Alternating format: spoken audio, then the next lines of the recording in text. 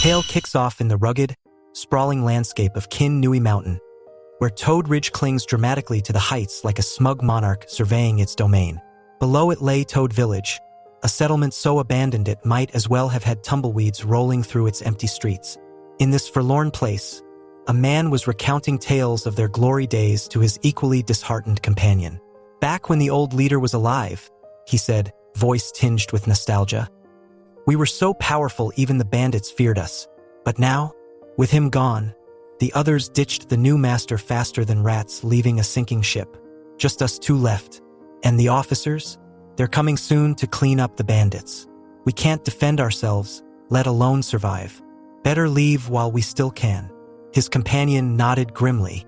Then, as if on cue, a man strutted out of a nearby house, his clothes draped across a pole like he was airing his grievances through his fashion choices.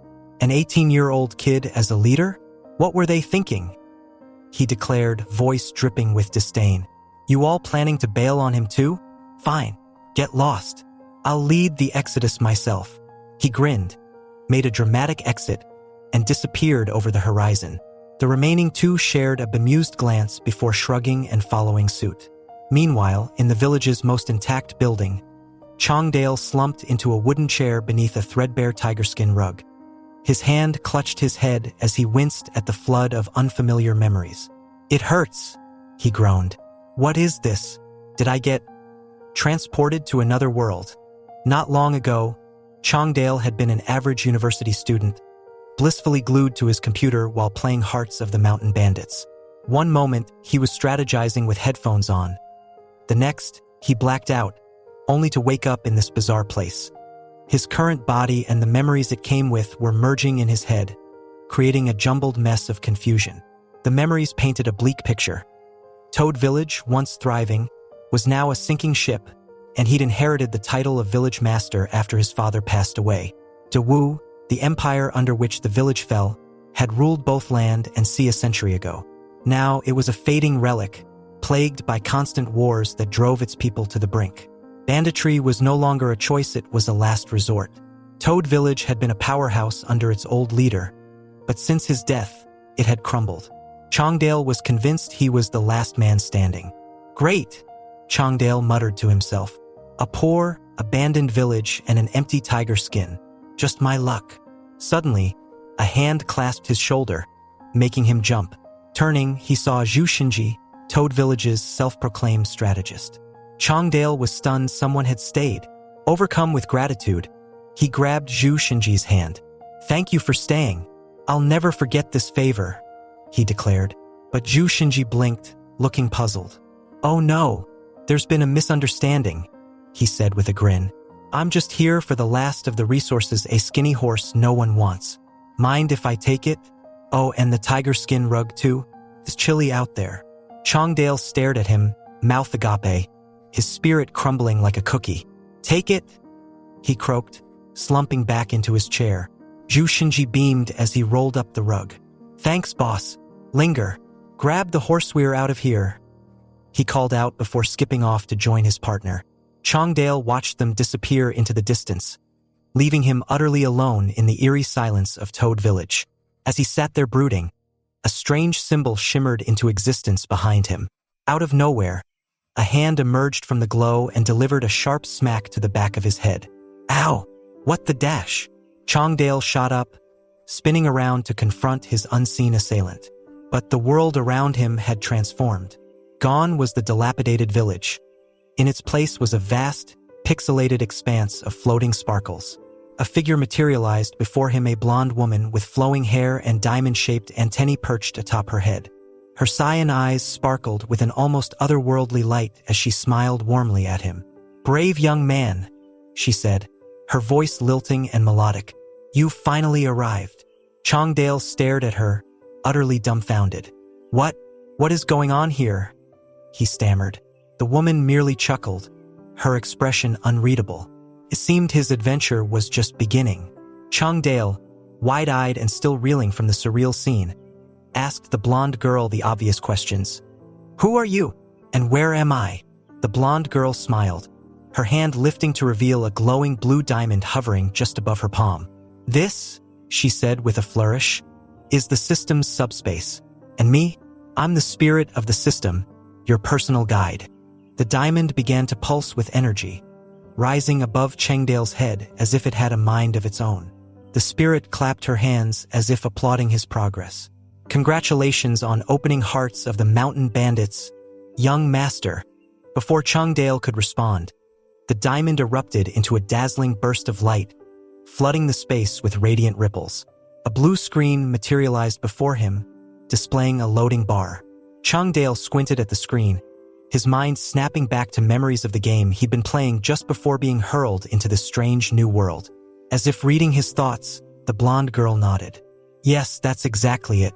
You're here because of that game. And now, I'm here to help you. Her tone, though sweet, carried an ominous weight. Your Toad Village is in bad shape.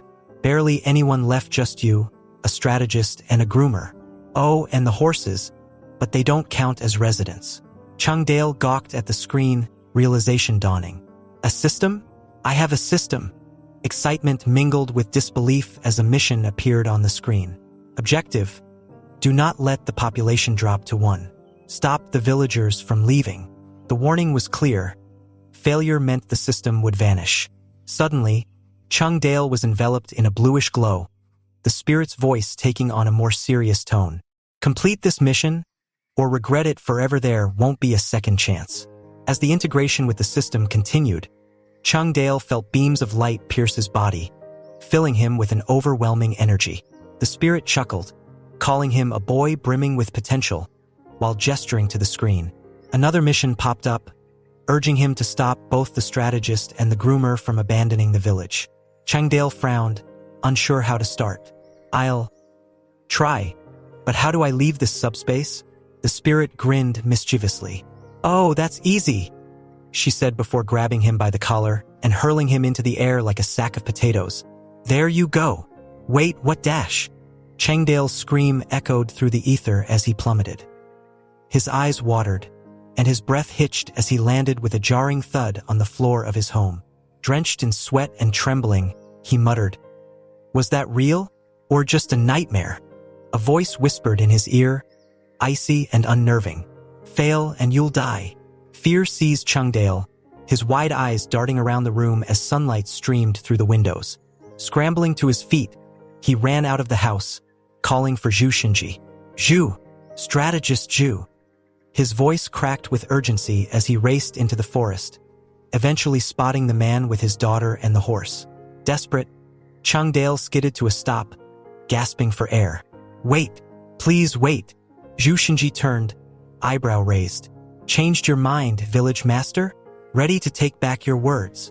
Chengdale opened his mouth to respond but found himself distracted, his gaze locking onto Zhu's companion.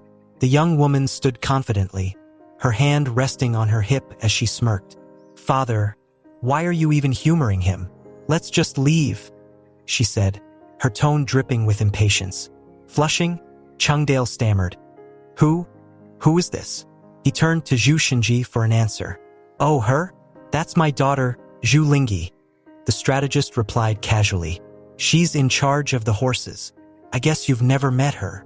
As Zhu Lingyi shot him an exasperated glance, Chengdale thought privately, "She's beautiful." Shaking off his distraction, Chengdale clutched Zhu Xinji's arm with uncharacteristic fervor. "Father Dash," he winced, quickly correcting himself. "I mean, strategist Zhu. I have an idea." Zhu Xinji raised an eyebrow, unimpressed. "An idea, huh?" Chengdale nodded earnestly. "You've worked tirelessly for this village for years. Without you, it wouldn't even exist. I can't let you leave. You've contributed too much. Stay, please. The village needs you." For a moment, silence hung in the air. Zhu Xinji studied Chengdale, his expression unreadable, while Lingyi tapped her foot impatiently. Finally, Zhu Xinji sighed. "Fine. Convince me."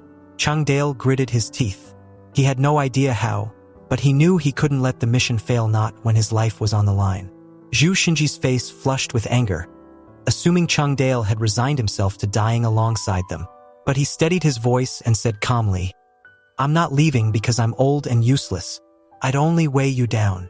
Chengdale, however, wasn't about to accept that. With fire in his eyes, he countered, If that's how you feel, then I absolutely can't let you go. As long as I'm alive, no one will go hungry."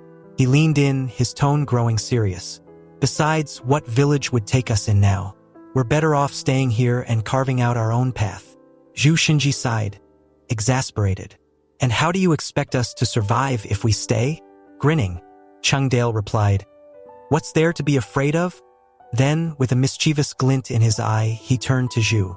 "Hand me a weapon, I've got someone to rob." Zhu blinked in disbelief. "Rob? Are you serious?" Ignoring him, Chang Dale discreetly grinned, inwardly wondering what kind of reward the system might give him for completing such a bold move. Then his thoughts wandered to Zhu Linger, who had been watching silently. Trying to mask his blush, he inquired about her age, but his mind, already veering off track, began picturing himself as the dashing, overpowered protagonist from his past life. Linger's annoyed voice snapped him back to reality. She was hauling an enormous axe toward him, her expression unimpressed. "Here," she said flatly. Chang Dale broke into a nervous sweat. "This is my weapon?" His dreams of a sleek sword or a legendary spear shattered as he stared at the unwieldy hunk of steel. Gripping it awkwardly, he tried to picture himself as a hulking giant with rippling muscles and an axe, but the image only made him feel like a woodcutter. Just then, a glowing blue pop-up appeared before him. Mission complete. Prevent Zhu Xinji and Zhu Linger from leaving. His reward? An axe skill book. The spirit of the system appeared out of nowhere, handing it to him with a playful smirk. Wasting no time, Chang Dale integrated the skill, his mind flooding with visions of perfect chops, precise swings, and the raw power of legendary axe techniques. Zhu Xinji watched him warily. "It's dangerous to go alone, you know?" Chang Dale stared blankly at him for a moment, leaving Zhu puzzled. Then, to his surprise, Chang Dale broke into a grin. "That's why you're coming with me." "What?" Zhu Xinji balked, clearly caught off guard. With the axe slung over his shoulder and an air of mock seriousness, Chang Dale turned to Zhu. "Got anything else to say?" Zhu Xinji sighed. "No, nothing at all." "Good." Chang Dale grinned as he started leading the horse down the mountain. Zhu followed reluctantly, muttering to himself about the absurdity of it all. A new pop-up appeared. Mission: successfully carry out a robbery before nightfall. The stakes? Success granted a shot at the system lottery. Failure meant death. Zhu Xinji's face paled as he read the screen. "Village Master," he began, voice trembling. "Call me boss," Chang Dale corrected with a sheepish grin. The duo trekked onward, the lush greenery of the mountain giving way to a breathtaking view of the setting sun. Chang Dale raised his axe triumphantly, striking a dramatic pose atop the horse as it reared on its hind legs. Against the orange glow of twilight, he let out a cowboy-style whoop. Unbeknownst to them, further down the winding road, a well-armed convoy was making its way through the mountains. Soldiers on horseback flanked a richly adorned carriage. Warrior Lin, one of the escort leaders, was chatting with another soldier. "There are a lot of mountain bandits in this area. We should be careful," the soldier warned. "Let them come," Warrior Lin boomed, gripping his spear. "It's been too peaceful. I could use a good fight." The soldiers around him chuckled nervously as the group pressed on, escorting the Su family's lady to her wedding in Black Rock City. The mission was crucial, strengthening the Su family's ties to the city lord's household. Meanwhile, Chang Dale and Zhu Xinji stood at the edge of the road, watching the last rays of sunlight vanish. "It's getting late," Zhu murmured. "No one's coming. Let's try again tomorrow." But Chang Dale shook his head, determination etched on his face. "They'll come." Moments later, Zhu's doubt was erased. The convoy appeared, their armor glinting in the fading light. Chang Dale smirked. "There they are." Zhu Xinji's confidence wavered as he counted the armed soldiers. "There are too many of them. Let's just retreat."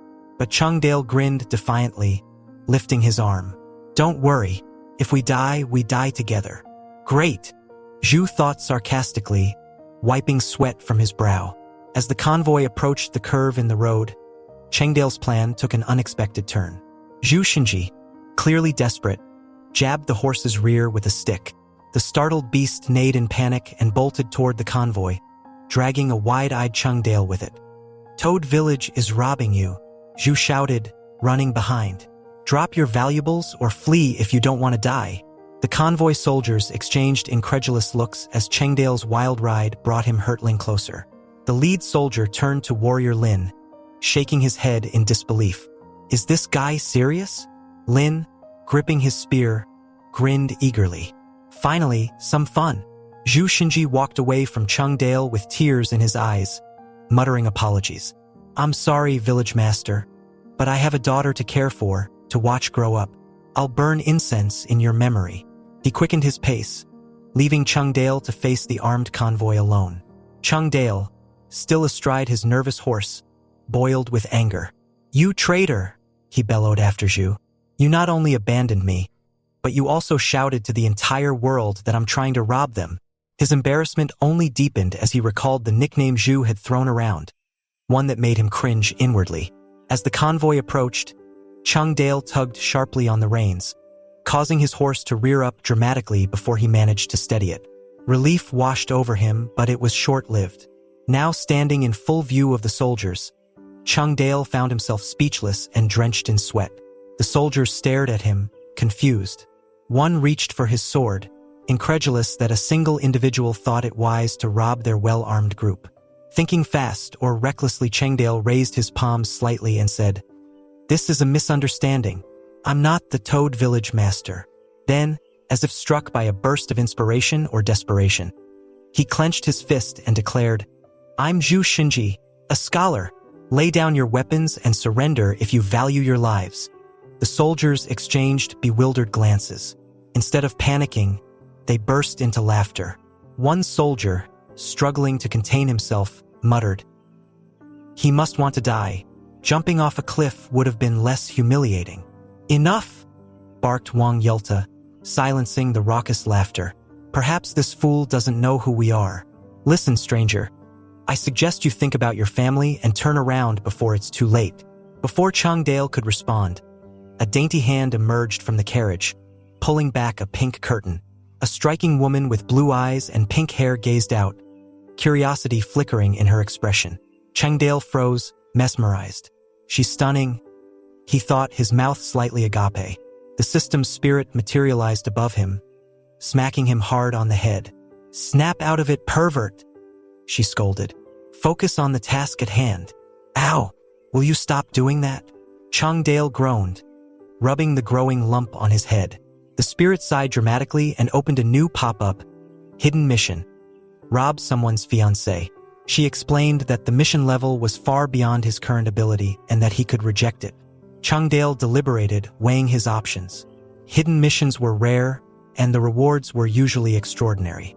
If he succeeded, he'd be one step closer to becoming a legendary bandit. Besides, the idea of securing such a beautiful wife wasn't unappealing. The spirit groaned, clearly exasperated. "You're just lusting after her, aren't you, idiot?"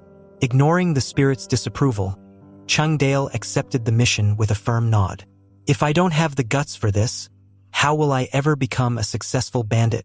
Meanwhile, Warrior Lin sat astride his horse, watching Chengdale's antics with amusement. "Don't scare him off," he ordered his soldiers. "This one's got guts. I want to fight him one-on-one." The other soldiers cheered, eager to see Warrior Lin in action. "Don't kill him with one hit," one shouted. "Show us those famous skills of yours." Lin grinned confidently. "I'll go easy on him. Don't worry." The system's spirit opened another info box for Chengdale, highlighting Lin's identity. Name, Lin Xiaoyu. Specialty, piercing spear strikes. Hidden attribute, future hero potential.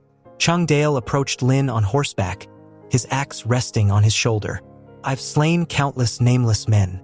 Tell me your name, so I can remember it when I spare your life." Lin raised an eyebrow, smirking. "Lin Xiaoyu. And you? Are you the Toad Village Master or that so-called scholar, Zhu Xinji?" Caught off guard, Chengdale blurted out, "I'm Yong Chun E1. Lin tilted his head. "Yong Chun? There's no place like that among the 108 cities and 13 prefectures. That's a strange name." "Enough talk," Chengdale barked, raising his axe. "Your head is mine." He swung ferociously, but Lin deflected the blow with his spear, surprised by the sheer strength behind it. The two locked eyes, the tension palpable.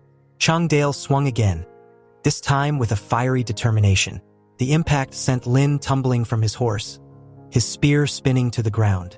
Seizing the moment, Changdale spurred his horse forward, leaping down to kick the carriage driver aside. The pink-haired lady gasped in alarm. Striking the horse's rear with his axe, Changdale sent the carriage horse bolting in a wild frenzy, scattering the soldiers in its path. Chaos erupted as Wang Yulta screamed for his men to give chase. Despite their efforts, Changdale held tightly to the reins, steering the runaway carriage with an exhilarated grin. Behind him, Zhu Xinji, now safely back at Toad Village, sighed deeply. "Linger," he called wearily.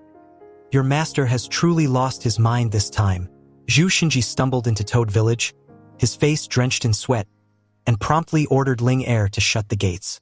She turned to him, worry etched across her face. "Why are you alone? Where's the village master?" Throwing up his hands, Zhu Xinji huffed. "That fool!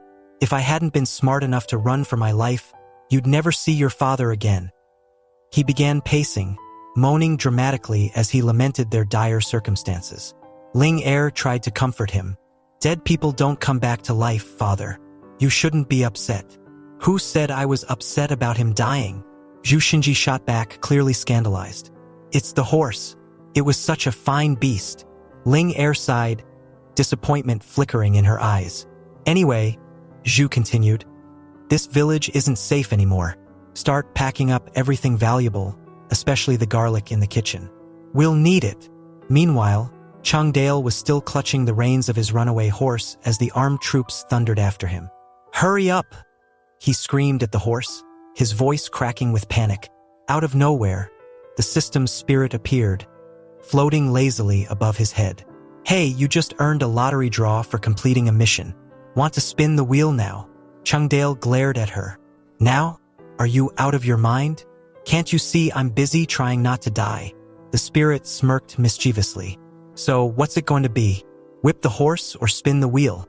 "Both," Changdale barked, his frustration boiling over.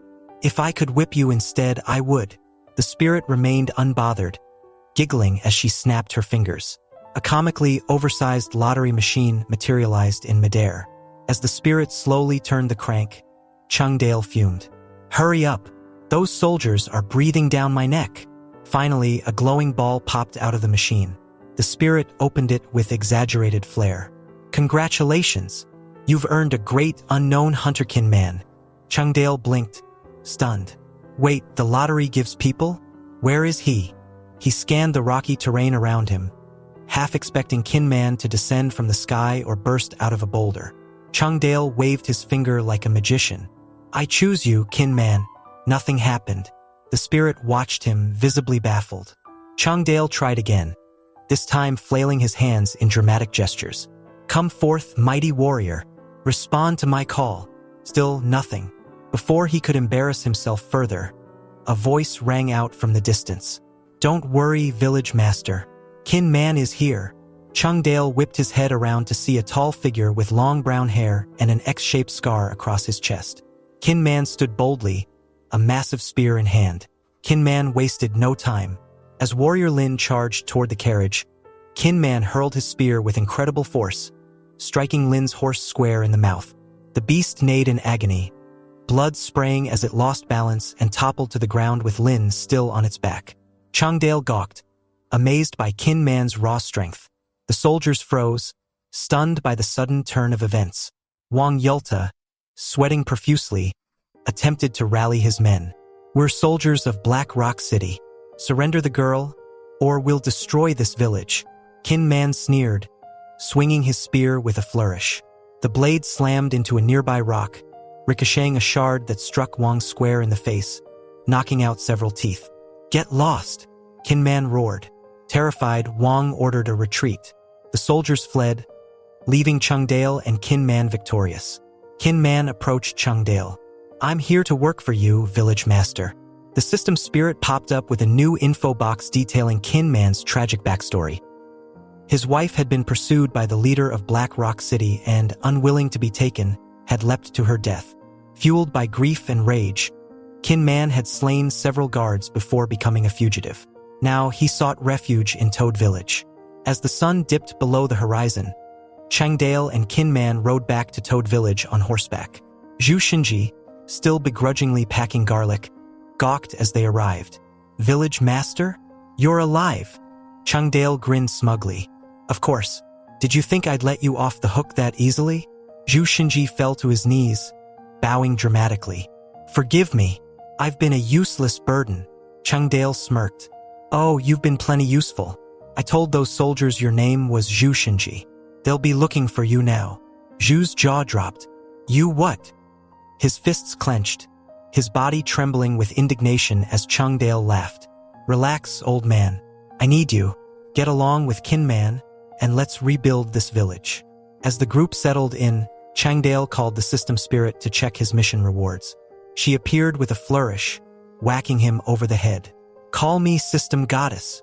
Rubbing the new bump on his head, Changdale grumbled, "Fine, System Goddess." The spirit rewarded him with a hidden awakening skill.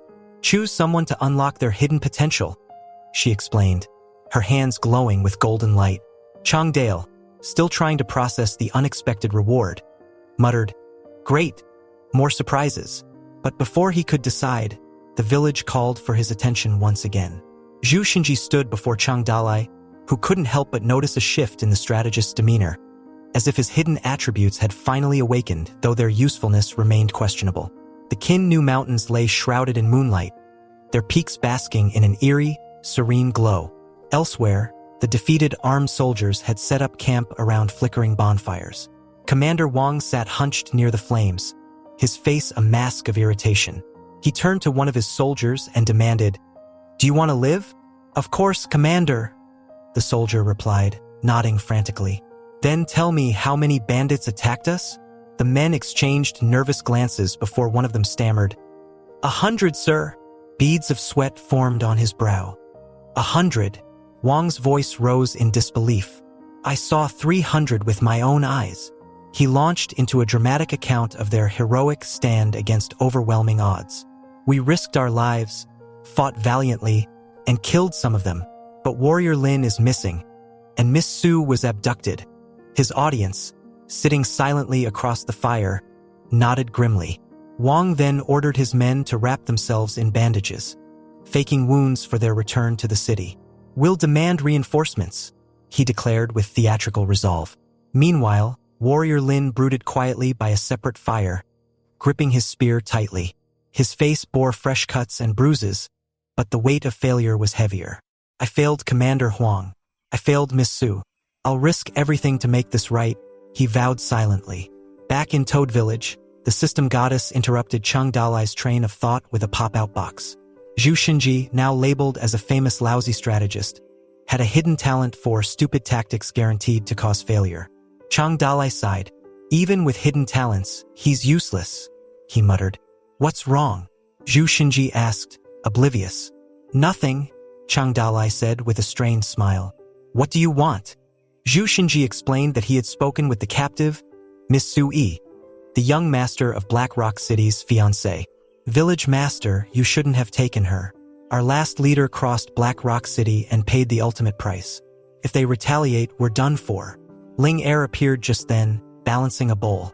"Dinner's ready," she announced. Gathering the group near a bonfire, Changdalai posed the question, "What do we know about Black Rock City?" Kinman leaned forward, his tone grim.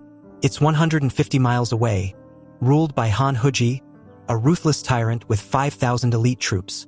Zhu Shinji threw his hands up in despair. 5,000 against 4. What's the point? Changdalai arched a brow. "What's your brilliant idea, then? Beg for mercy?" Zhu Shinji mumbled an apology, retreating into silence. To everyone's surprise, Kinman suggested an attack. "Instead of waiting for them to come to us, we strike first. There's a 70% chance we can capture Han Huji." Zhu Shinji leaned over to Ling Er, whispering, "We're doomed." Ling Er sniffled. "We're already dead." Changdalai dismissed their defeatist attitudes. "First, they won't send all 5,000 troops. Maybe 100 or 200 at most. Second, the distance gives us time to prepare an ambush." The system goddess appeared, her grin mischievous. "New mission unlocked. Defend Toad Village." Chung Dalai continued, his voice resolute. Third, my father died fighting them. Kin Man has his own reasons for revenge. If we don't fight now, we'll never live in peace. Kin Man nodded firmly. We secure the village, no matter what. Zhu Xinji explained the two paths leading to Toad Ridge, noting that the smaller route had a valley that made it unsuitable for carriages. Chung Dalai smirked. He'll choose the wrong path, guaranteed. Which way do you think they'll come? The main road, Zhu Xinji said confidently, puffing on his pipe. Good, Chung Dalai replied inwardly. We'll take the valley. When asked if they could win, Zhu Xinji hesitated before admitting, no, we'll be wiped out. Chung Dalai grinned. Perfect. We have a chance, then. Later, Chung Dalai entered Miss Su's room, finding her seated in silence. Offering her food, he said gently, You should eat something. Miss Su looked up, startled but defiant. All men are the same, she said bitterly. You're no different. Chung Dalai sighed. I captured you to lure out Han Huji. Once this is over, you'll be free. Liar, she hissed. He turned to the window, his voice softening. Do you think I wanted this life? I dreamed of being a scholar, of crossing seas, seeing the world. The moon shone brightly through the window, its light reflecting off the tears pooling in Miss Su's eyes as Chung Dalai's words hung in the stillness of the night. Under the pale moonlight casting a silvery glow over the Kin Nu Mountains, Chung Dalai's gaze darkened as he reflected on the greedy, power-hungry people he had encountered. Why is the world like this? He mused aloud. Why are people so easily swayed by greed? Miss Su sat quietly, her calm demeanor masking her confusion. Chung Dalai extended his hand toward her, his voice filled with conviction. I want to save this world, to give the people a chance to live in peace. Will you help me achieve this dream? Miss Su hesitated, her guarded eyes meeting his. You might be lying, she admitted, but somehow I feel like you wouldn't hurt me. I don't understand why I feel this way. She paused, then added, Tell me whatever you want. As long as you don't harm me, I'll do my best to comply. Chung Dalai sat silently for a moment before settling near the table. Tell me about this world, he said softly. It was perhaps the only sincere statement he had made since entering her room. Time passed as Miss Su explained fragments of her world, revealing she was the daughter of a merchant. Chung Dalai listened intently, nodding occasionally as her words painted a picture of the struggles she had endured. When he finally rose to leave, he cupped his fist respectfully and bid her farewell. As the glow of a candle flickered in the room, Miss Su picked up a book and recited a poem. With a sword in hand, the ambitious man, to rescue the people of the occupied land. Miss Su pondered the Wu Hook, a legendary weapon, and the empire of 13 prefectures from which her ancestors hailed. These words, she thought, are beautiful lies, but they could astonish everyone at the talent poem meeting. Outside, Kin Man stood silently, his presence drawing Chung Dalai's attention. Surprised, Chung Dalai asked, What are you doing here? Do you always eavesdrop on private conversations? Kin Man cupped his fists, his voice solemn. At first, I thought you were no better than those filthy bandits. But after hearing you speak, I realized you have a dream worth following. I'll risk my life to help you achieve it. The system goddess appeared with a pop-out box. Congratulations! You've completed Kin Man's hidden mission. By treating Suing with respect, you've earned his loyalty. Kin Man has always harbored pain over losing his wife and children. Had you mistreated her, he'd have been the first to kill you. Chung Dalai folded his arms, reading the screen thoughtfully. Abducting Miss Su, it wasn't so different from what the Black Rock City leader did. Gaining Kin Man's loyalty wasn't just luck, it was a delicate balance of trust. The next morning, Ling Er burst into the room, breathless. Village Master, someone is attacking the village. Chung Dalai shot up in alarm. Already? How many are there? Blushing, Ling Er stammered. Just one. He has a spear, and he's kind of handsome. Outside, Warrior Lin sat astride his horse, bellowing, Dirty bandits, face your demise. If you've harmed Miss Su, I'll kill you all. Chung Dalai and his crew stepped outside. Scratching his head, Chung Dalai muttered, This idiot came alone? He waved lazily. Kin Man, chase him away. As Kin Man approached, Warrior Lin called out, Bring your weapon. I won't take unfair advantage. Kin Man smirked. No need. In a blur, Kin Man leaped high, landed on Lin's horse's head, and grabbed Lin's face with his bare hand. Warrior Lin froze, dumbfounded. You're weak, Kin Man declared, raising his hand. Let me go, Lin yelled, flailing. Kin Man hurled him off the horse, sending him flying into the trees. Lin tumbled to the ground, shouting, I'll be back. Watching Lin's retreat, Chang Dalai sighed. Don't harass him when he returns. Let him take his horse. Kin Man nodded. As you command, village master. Suddenly, the system goddess appeared, presenting Chang Dalai with a golden-lined chest. Congratulations! You've defended the village. Chang Dalai stared at the reward screen, bewildered. That was it? Shouldn't this mission have been harder? The goddess smirked.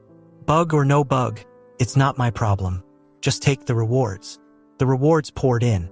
A metal spear, upgraded horses, healing effects within the mountain, 10 farming lands, and more.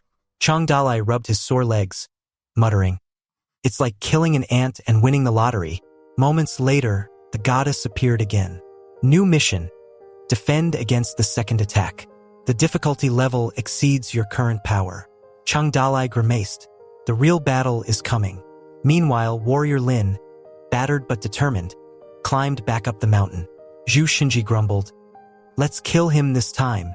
Chang Dalai glared at him. You idiot. Lin is our benefactor. No one's killing him. As Lin shouted taunts from afar, Chang Dalai called out cheerfully, Are you hungry? Want to come in and eat? Our food's pretty good. Zhu Xinji's jaw dropped in confusion. Lin planted his spear in the ground. Enough nonsense. Come at me. Chang Dalai sighed, ordering Kin Man. Don't kill him. Be gentle. Kin Man nodded. Understood. Moments later, Kin Man launched a single strike, sending Lin flying again. Chang Dalai jogged over. Are you okay? Rest up and come back when you're better. The system goddess reappeared, rewarding Chang Dalai with a mountain spring, healing pills, bonus village skills, and more. Chang Dalai couldn't help but grin. If the rewards keep coming like this, I might just survive. Under the glowing amber hues of a fading sun, Chang Dalai sat back, unimpressed by the cascade of rewards the system had presented him. Mediocre, he muttered, staring at the list that paled in comparison to his earlier spoils. Meanwhile, Warrior Lin trudged up the steep path toward Toad Village, leaning heavily on a wooden staff. His disheveled appearance triggered yet another defense mission, the third one in as many days. When he reached the village gates, Chang Dalai greeted him with a raised eyebrow. You okay, Lin? Not until Miss Su is free, Lin growled, his face battered with bumps and bruises, several teeth conspicuously missing. Despite his condition, his resolve was unshaken. I'll keep coming back, he declared. Chang Dalai sighed, waving Kin Man over. Be gentle this time. With a single, restrained punch, Kin Man knocked Lin flat, completing the third defense mission.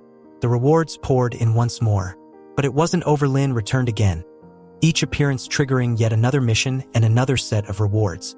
By the 10th defense, Ling air tugged at Chang Dalai's sleeve, pouting. Can we go inside now? I'm hungry. Not yet, Chang Dalai replied, eyes fixed on the horizon. He's not done with me. As the system goddess materialized, a pop-up box announced a hidden attribute Chang Dalai had unlocked, an aura of charisma that increased loyalty among males but was entirely ineffective on females. She explained that his kind-heartedness would draw righteous warriors to his side, especially idealistic youths. Chang Dalai groaned. Why do I have to be the nice guy? Still, he couldn't shake his concern. Warrior Lin's absence lingered too long, and Chang Dalai found himself worrying. Did something happen to him? He wondered aloud. Against the protests of his companions, he ventured down the mountain to search. As the last rays of sunlight dipped below the horizon, Chang Dalai found Warrior Lin standing at the edge of a cliff, gripping his wooden staff with trembling hands. Tears streaked his face as he stared into the abyss. I wanted to be a hero, Lin whispered to no one in particular. To save the world, create peace. But look at me, humiliated, weaponless, horseless. A frog in a well. He sobbed, vowing to die for his failures. From behind, Chang Dalai coughed loudly. Pick one, he quipped. making Lin spin around in rage. "Don't mock me, you bastard bandit," Lin snarled. "I'd rather die than be humiliated by the likes of you." Chung Dalai raised a hand to cut him off. "I heard what you said," he began, his tone calm but cutting. "You're a young fool who thinks dying for his dreams is brave. But a real man? He lives for his dreams, no matter how hard it gets."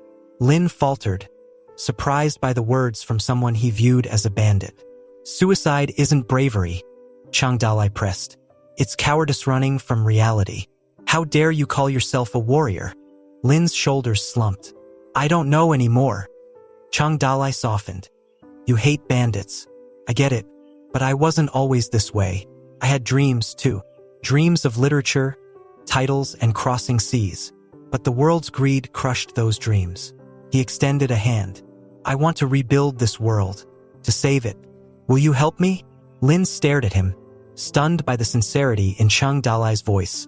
As his vision blurred, Lin thought he was dreaming. "How can a man with such a righteous dream be a bandit?" he murmured before collapsing into unconsciousness. Catching Lin before he hit the ground, Chung Dalai carried him back to the village. He ordered Zhu Shinji to fetch medicine, only to be told the supplies had been stolen long ago. "What if he's a spy?" Zhu questioned. "I trust him," Chung Dalai replied simply. To treat Lin's injuries, Chung Dalai used the system's blood oil. He summoned Ling Air to bring a shovel and hoe. Zhu Shinji was perplexed. "What are you planning, village master?" "Treasure hunting," Chung Dalai said. Reluctantly, Zhu Shinji joined the search, skeptical of finding anything valuable. But their efforts bore fruit. A blood pill to heal Lin, a hidden military drum among rocks, and an old, dusty flag under a table. Ling Air found a pristine metal spear along the road, while a long dry well began spewing fresh water, much to everyone's astonishment. Chung Dalai handed the spear to Qin Man, who was overwhelmed with gratitude. "I've dreamed of wielding a spear like this," Qin Man said, his voice reverent. A pop-up box declared Qin Man the top bandit of Toad Village, his Plum Blossom spear skill upgraded to a masterful level. The system goddess appeared with an extensive list of rewards: weapons, armor, farmland, a mountain spring, and more. But Chung Dalai's disappointment was palpable. "Still no sword for my dream of becoming a Myram swordsman?" He sighed. Hopeless. Even as the rewards piled up, Chung Dalai's thoughts drifted back to Lin. Is he the ally I need to turn this village into something greater, or will he be the spark that burns it all down? Beneath a haystack that had gone unnoticed for years, Zhu Shinji uncovered a hidden entrance. As he pried it open, Chung Dalai followed him down creaky wooden stairs into a basement that seemed untouched by time. Before them lay a stack of 50 wooden boxes piled high, the air thick with the scent of dust and secrecy. "Think these are the old master's savings?" Zhu Shinji asked, his voice tinged with curiosity as he stepped closer to the stash. Chung Dalai shrugged. "Let's find out." He gestured for Zhu Shinji to open one of the boxes. Both men's eyes glinted mischievously, a crimson sheen of greed reflecting in the dim light. As Chung Dalai cracked open the first box, a burst of light erupted, flooding the basement. Memories of pulling rare items in gacha games danced in his head-famous beasts, beautiful girls, legendary weapons. His excitement fizzled, however, as the contents revealed themselves. A box full of stones. The system goddess appeared with a cheerful thumbs up. "Better luck next time," Chung Dalai growled, holding up a rock. "Trash." Zhu Shinji offered to open the next box, but Chung Dalai waved him off. "Your luck's probably worse than mine." Ignoring the jab, Zhu Shinji cracked open another box, only to find a strange black substance. "Is this edible?" he asked. Chung Dalai examined it and sighed. "Gunpowder." By the time all 50 boxes were opened, the inventory looked grim. 10 boxes of gunpowder, 20 of useless stones, and piles of broken weapons and torn clothes. The system goddess gleefully displayed it all on a pop-up screen. Chung Dalai's mood shifted as an idea formed. The gunpowder and mountain roads might just give us a chance against Black Rock City. He instructed Zhu Shinji to keep the boxes intact, warning him about their potential importance. Zhu Shinji, however, eyed the wood hungrily. "Firewood for the winter. You break any of these, you're fired," Chung Dalai snapped. Shaking his head, Zhu Xinji led Chang Dalai to the back hill, where he explained the village's field had been left to rot for years. Despite his complaints about the late hour, Chang Dalai insisted on bringing Qin Man and Ling Er along to check it out. As they reached the field under a full moon, Zhu Xinji pointed out, "I threw some wheat seeds here last spring, but it's a wasteland. Nothing grows in a place like this." To their shock, the field was lush with golden wheat swaying gently in the breeze. Zhu Xinji's jaw dropped. "God bless us," he exclaimed, stepping into the field in awe. Ling Er, scolded for running through the sprouts, pouted but quickly brightened. "Let's harvest and make pancakes." "Don't waste it," Zhu Xinji scolded. "Elm leaves first, pancakes later." Qin Man calculated quickly. "If we harvest this 1,000-pound yield, we'll survive the winter. The straw can keep us warm, but we need to act fast before the rains come." As Zhu Xinji and Ling Er knelt to thank the heavens, Chang Dalai stood at a distance, reflecting. Not all bandits are evil. Some are just trying to survive this war-torn era. He thought of the young and old bandits alike, some tilling fields, others trading necessities in nearby towns. Even Zhu Xinji had once been a village scholar. Chang Dalai smirked as he recalled the man's story of luring a bully who harassed Ling Er, slaughtering the family's prized hen to play the gracious host, only to behead the drunk bully by the end of the night. The one time Zhu Xinji's schemes worked. Ling Er tugged at her father's sleeve, eager to harvest more wheat. Zhu Xinji shook his head, insisting they savor the moment under the moonlight. Back in Toad Village, Chang Dalai inspected a faded gray flag with red stripes. "This is ours?" he asked Zhu Xinji, noting its shabby state. Zhu Xinji grinned. "It's the heavenly toad swallowing the moon. Definitely not an egg." Chang Dalai smirked, handing the flag to Qin Man. "Hang it up." With a powerful leap, Qin Man scaled the roof and hoisted the flag. The symbol of Toad Village fluttered in the night breeze as Qin Man rejoined the group. The system goddess appeared with a sly grin. "With this flag, heroes who hear of your battles will flock to join you." She unveiled a new mission: increase the mountain's population to 100. Reward: 1 lottery draw. The scene shifted to the city lord's mansion. Commander Wang knelt before the city lord, sweat dripping as he recounted his failure. "The bandits at Toad Ridge call themselves Yuan from Yongchun," Wang sobbed. "There were hundreds of them. I tried to protect the young master's fiancée, but they overwhelmed us. I deserve death." The city lord sat in cold silence before nodding. "Kill him." Wang's wails echoed through the silent hall as his fate was sealed. Back in Toad Village, Chang Dalai stood beneath the moonlit flag, the wheat fields stretching out behind him. The battle for survival had only just begun. The city lord's tea was halfway to his lips when a voice from behind the crimson curtain interrupted. "Wait!" A young man stepped forward, his expression tense and determined. It was the city lord's son. "Father, allow me to lead the troops to Toad Ridge and rescue Miss Sue," he pleaded. The city lord rolled his eyes, dismissing the request with a wave. "She's just a woman. I'll find you another." But the young man knelt, bowing his head and pressing his hands together. "If I cannot protect my wife, I cannot call myself a man. Please, let me lead the troops." The city lord sighed and gestured for more tea as he asked how many soldiers his son wanted. When the young man confidently demanded 2,000 troops, the city lord nearly spat out his drink. The advisor sitting nearby objected. "Young master, 2,000 soldiers would require a massive amount of food, horses, and supplies. It's overkill. There are barely 300 bandits." The young man stood firm, insisting on overwhelming force. 200 cavalry, 200 archers, 300 swordsmen, 100 armored knights, and 200 spearmen. It's a perfect strategy. The cavalry will chase the runners, the archers will provide support, the armored knights will block charges, and the rest will finish them off. It'll be a cakewalk. The city lord studied his son for a moment before chuckling. "This is the dream of a boy who has always wanted to lead troops. Fine, you may have 1,000 men." As his son walked away, the city lord turned to Commander Wang. "You'll accompany him. Redeem yourself." Commander Wang bowed deeply, muttering inwardly that perhaps being executed would have been the easier option. Once they had left, the city lord consulted strategist Bai. "What do you think of my son's plan?" Bai frowned. "Cavalry and armored knights are useless in the mountains. The young master's plan is riddled with flaws. The city lord nodded. I know, but let the boy play general. There are number 300 bandits left on that ridge, and with 1,000 men, he can't possibly lose. He waved dismissively. Now let's enjoy ourselves. Strategist Bai, you've never known true joy until you've tasted these pleasures.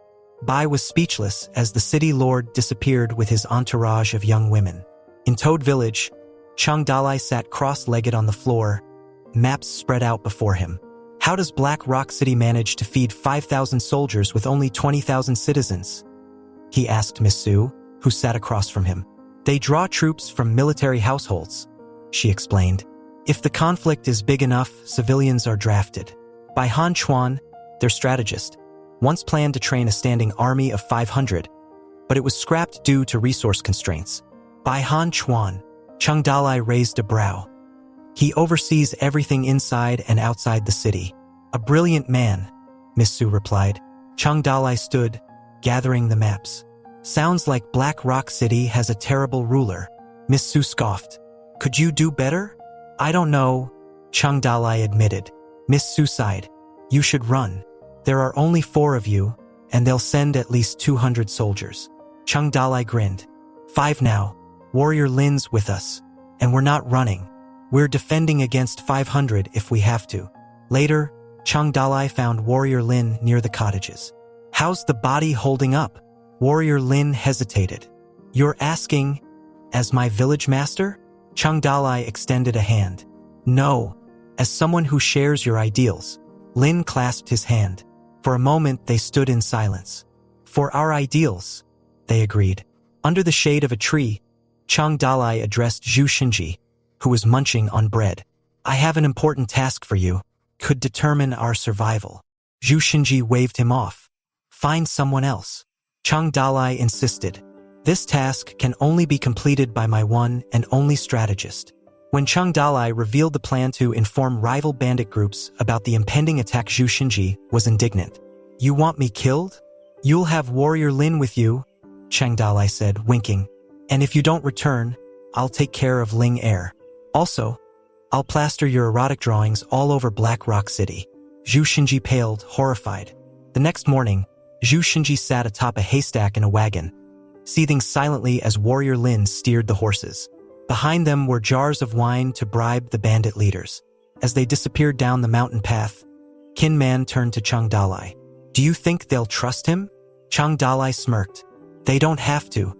The chaos will work in our favor either way. Chang Dalai frowned, his brow furrowed in frustration as he scanned the box of gunpowder loaded with gravel and straw. It wasn't perfect, but it was what they had. Carefully, he added oiled cotton lines as a fuse, sealing the box with precision. Taking a deep breath, he turned to Kin Man, who stood ready with a red flag in his hands. This is the last test, Chang Dalai declared, waving the flag. Thanks for watching, guys. Comment Flamingo and subscribe for future parts. Kin Man, with a mighty heave, hurled the box down the slope. Seconds later, a fiery explosion erupted, shaking the ground and sending black smoke billowing into the sky. Kin Man watched in awe. The breath of an earth dragon, he exclaimed. No, Chang Dalai corrected with a grin. This is the art of explosion. Meanwhile, outside the gates of Black Rock City, rows of troops gathered under the blazing sun. The young master stood on an elevated stage, his hair and robe flowing dramatically in the breeze. Clear skies an excellent omen, he announced proudly. The soldiers, drenched in sweat, murmured their disagreement. Excellent omen, my foot.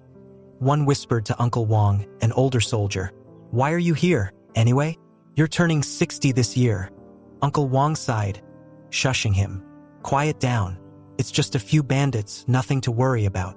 The young master, oblivious to the murmurs, picked up his sword and strode to a nearby soldier. Placing the blade against the man's neck, he asked, Are you happy?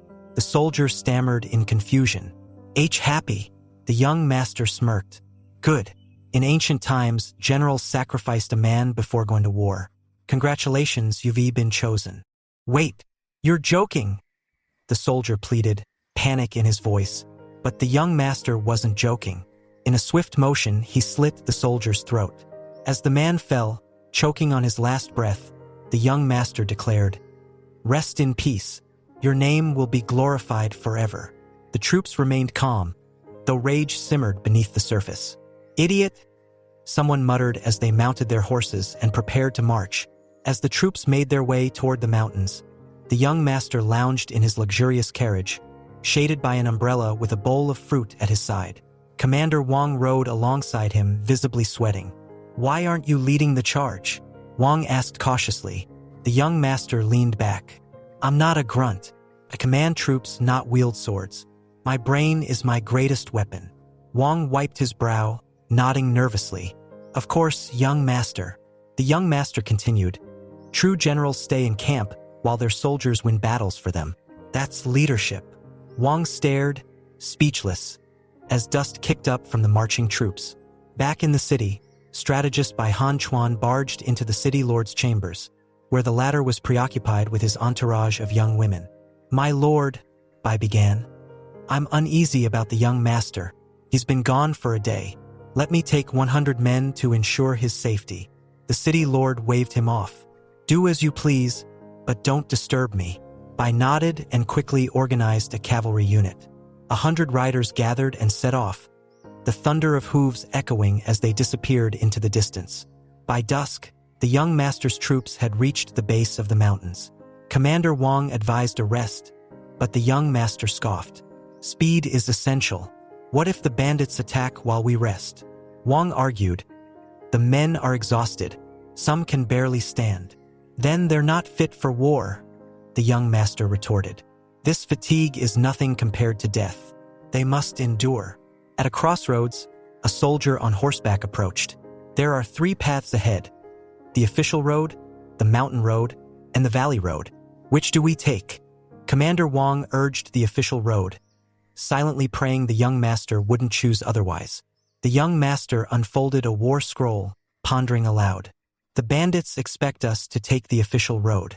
They'll have set traps. We'll take the mountain road."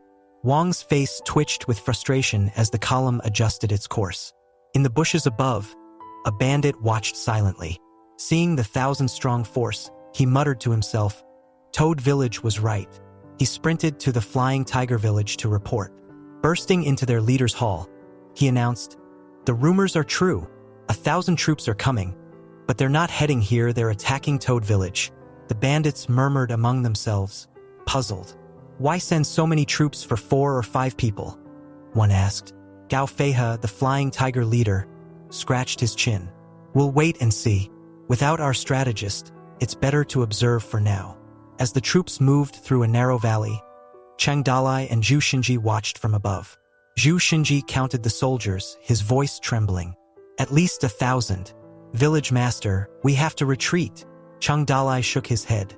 "Retreat isn't an option. We'll fight as planned."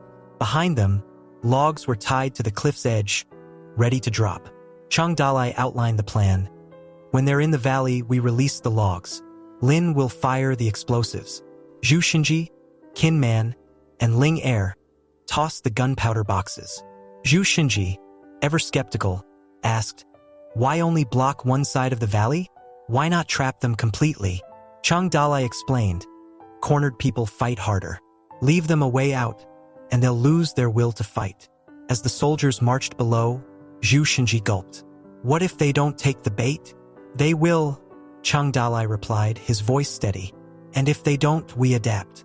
The stage was set, and the battle for Toad Ridge was about to begin. Cheng Dalai wiped the sweat from his brow. His nerves frayed as he barked orders. "Hold! Wait for the signal!" He glanced down at the chaos below, his hand trembling on the axe handle.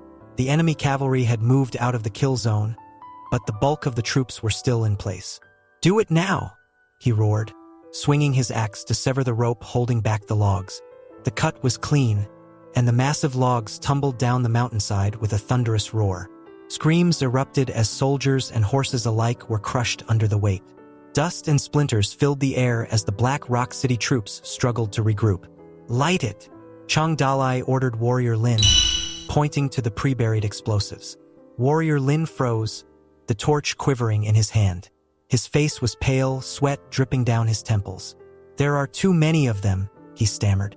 Chung Dalai's patience snapped. He grabbed Warrior Lin by the collar and slammed him against a tree. "Bastard!" he snarled, his voice thick with fury. "This is war. It's not a playground. It's kill or be killed." Warrior Lin flinched as Chung Dalai shoved the torch into his hand. "If we let them go, we're dead. All of us." Chung Dalai lit the explosives himself, and the mountainside erupted in fiery chaos. Boulders rained from the cliffs, crushing soldiers and scattering the survivors. The enemy's screams echoed as panic spread through their ranks. "They're blocking the exit!" someone shouted, the terror palpable as another explosion ripped through the valley. Flames licked the sky, and soldiers scrambled to escape. Dust and smoke choked the air as bodies littered the ground. Amid the chaos, Kin Man rode his black horse into the fray, his spear a blur of motion. "You shall not pass," he bellowed, piercing the chest of an oncoming swordsman. Blood sprayed as the soldier tumbled from his horse, his final thought lamenting his exhaustion. Kin Man fought fiercely, holding the line as the remaining soldiers faltered. Behind him, Chung Dalai strategized. "Zhu Shinji, light the next set of explosives. Ling Air, Warrior Lin keep throwing." Kin Man's relentless attacks disoriented the enemy, but a few managed to break through. Flames erupted behind them, and terrified cries of "ghosts" filled the air. The young master, perched in his carriage, watched in disbelief as his troops fled in all directions. He stood, gesturing dramatically. "No one retreats. Cross that line, and you die." His commands fell on deaf ears. Soldiers trampled each other in their desperation to escape. The young master's carriage wobbled violently as the wheel broke, toppling it to the ground. Commander Wang galloped over, shouting, "We've lost. Flee while you can." The young master, ever delusional, handed Wang his sword. "Take this. Learn from this defeat, and one day you'll rise victorious." Wang's patience snapped. A rock struck his head, and he shoved the young master off his horse. "Die on your own, you idiot," he spat before fleeing.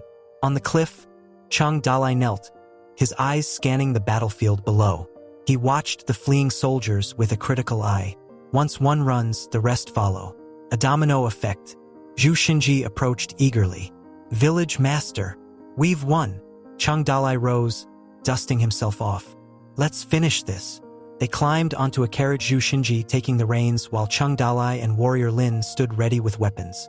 "Ling Air the drum," Chung Dalai commanded. Ling Air struck the drum with fervor as the carriage rolled onto the battlefield. Chung Dalai shouted, "Those who dismount will be spared. Leave your horses or face death."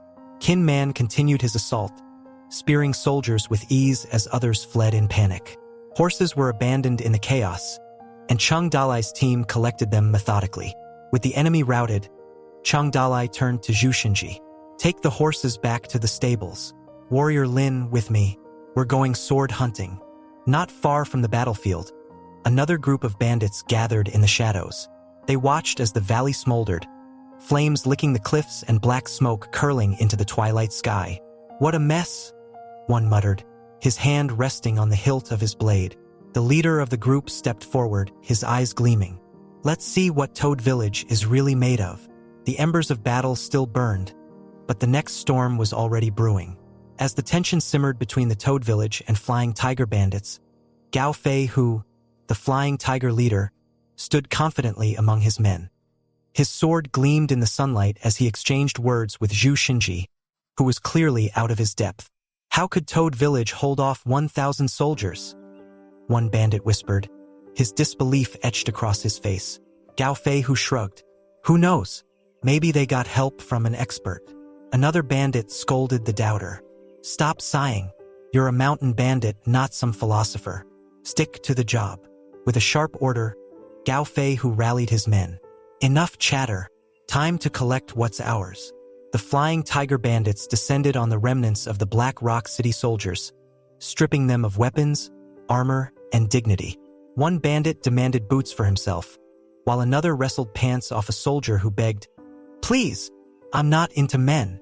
"Idiot!" the bandit snapped, yanking the pants free. "I just need your clothes."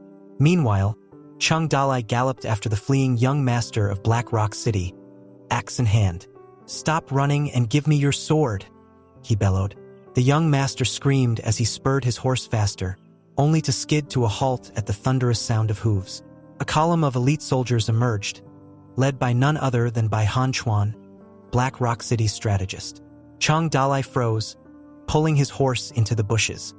His sharp eyes studied the approaching troops, marveling at the strategist's commanding presence. "Reinforcements? So soon?" he muttered. The young master raced toward by Han Chuan, crying, "Save me!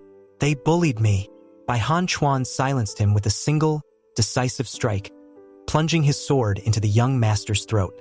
The young master fell to his knees, blood gurgling from his lips as he pleaded for his life.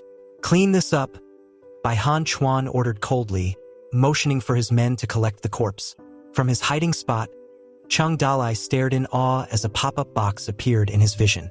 The system goddess provided details about Bai Han Chuan, a 52-year-old top strategist with the skill 7 sword slashes and no hidden attributes. Kin Man may be a powerhouse, Chang Dalai mused, but a top strategist? That's a different league entirely. Bai Han Chuan's sharp eyes scanned the bushes, sending Chang Dalai diving deeper into cover. With no further action, Bai ordered his men to retreat, leaving Chang Dalai both relieved and frustrated. "Why leave now?" Chang Dalai muttered, kicking a rock. "And why take the sword I wanted?" A pop-up box announced the successful completion of the 11th defense mission, rewarding him with a lottery draw. The system goddess emerged with a dramatic flair, lamenting her return from a torturous small black room. Chang Dalai barely hid his irritation. "You're back to hit me again, aren't you?" With a wooden gavel in hand, the system goddess smirked. "What do you think?" The news of Black Rock City's failed assault spread quickly across Kin New Mountain. Nearby bandit factions were abuzz, none more so than the Flying Tiger bandits, who had plundered the spoils of war. Linger, cheerfully riding a white horse under the clear morning sky, called out, "Father, isn't this like a dream?" Kin Man followed behind with a quiet grin. Zhu Xinji busied himself, gathering swords from the battlefield. Their peace was interrupted by Gao Fei Hu and his bandits. "Old man Zhu," Gao Fei Hu called mockingly. "Why not share the bounty?" Linger snapped. "We earned these horses with our own skill. Why should we share?" "Linger, quiet," Zhu Xinji hissed, but his daughter refused to back down. Gao Fei Hu's demeanor darkened. "We worked just as hard. If you won't split it willingly." One of his men charged forward, demanding the white horse. Before he could act, "A divine technique," he declared, raising his hand toward the clear sky. "I can summon thunder." The bandits glanced up nervously, the sun glaring back at them. Chang Dalai repeated the claim, pointing dramatically. "Thunder!" Nothing happened. The Flying Tiger bandits jeered. "Liar!"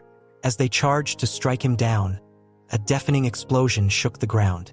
Flames and debris erupted, scattering the bandits.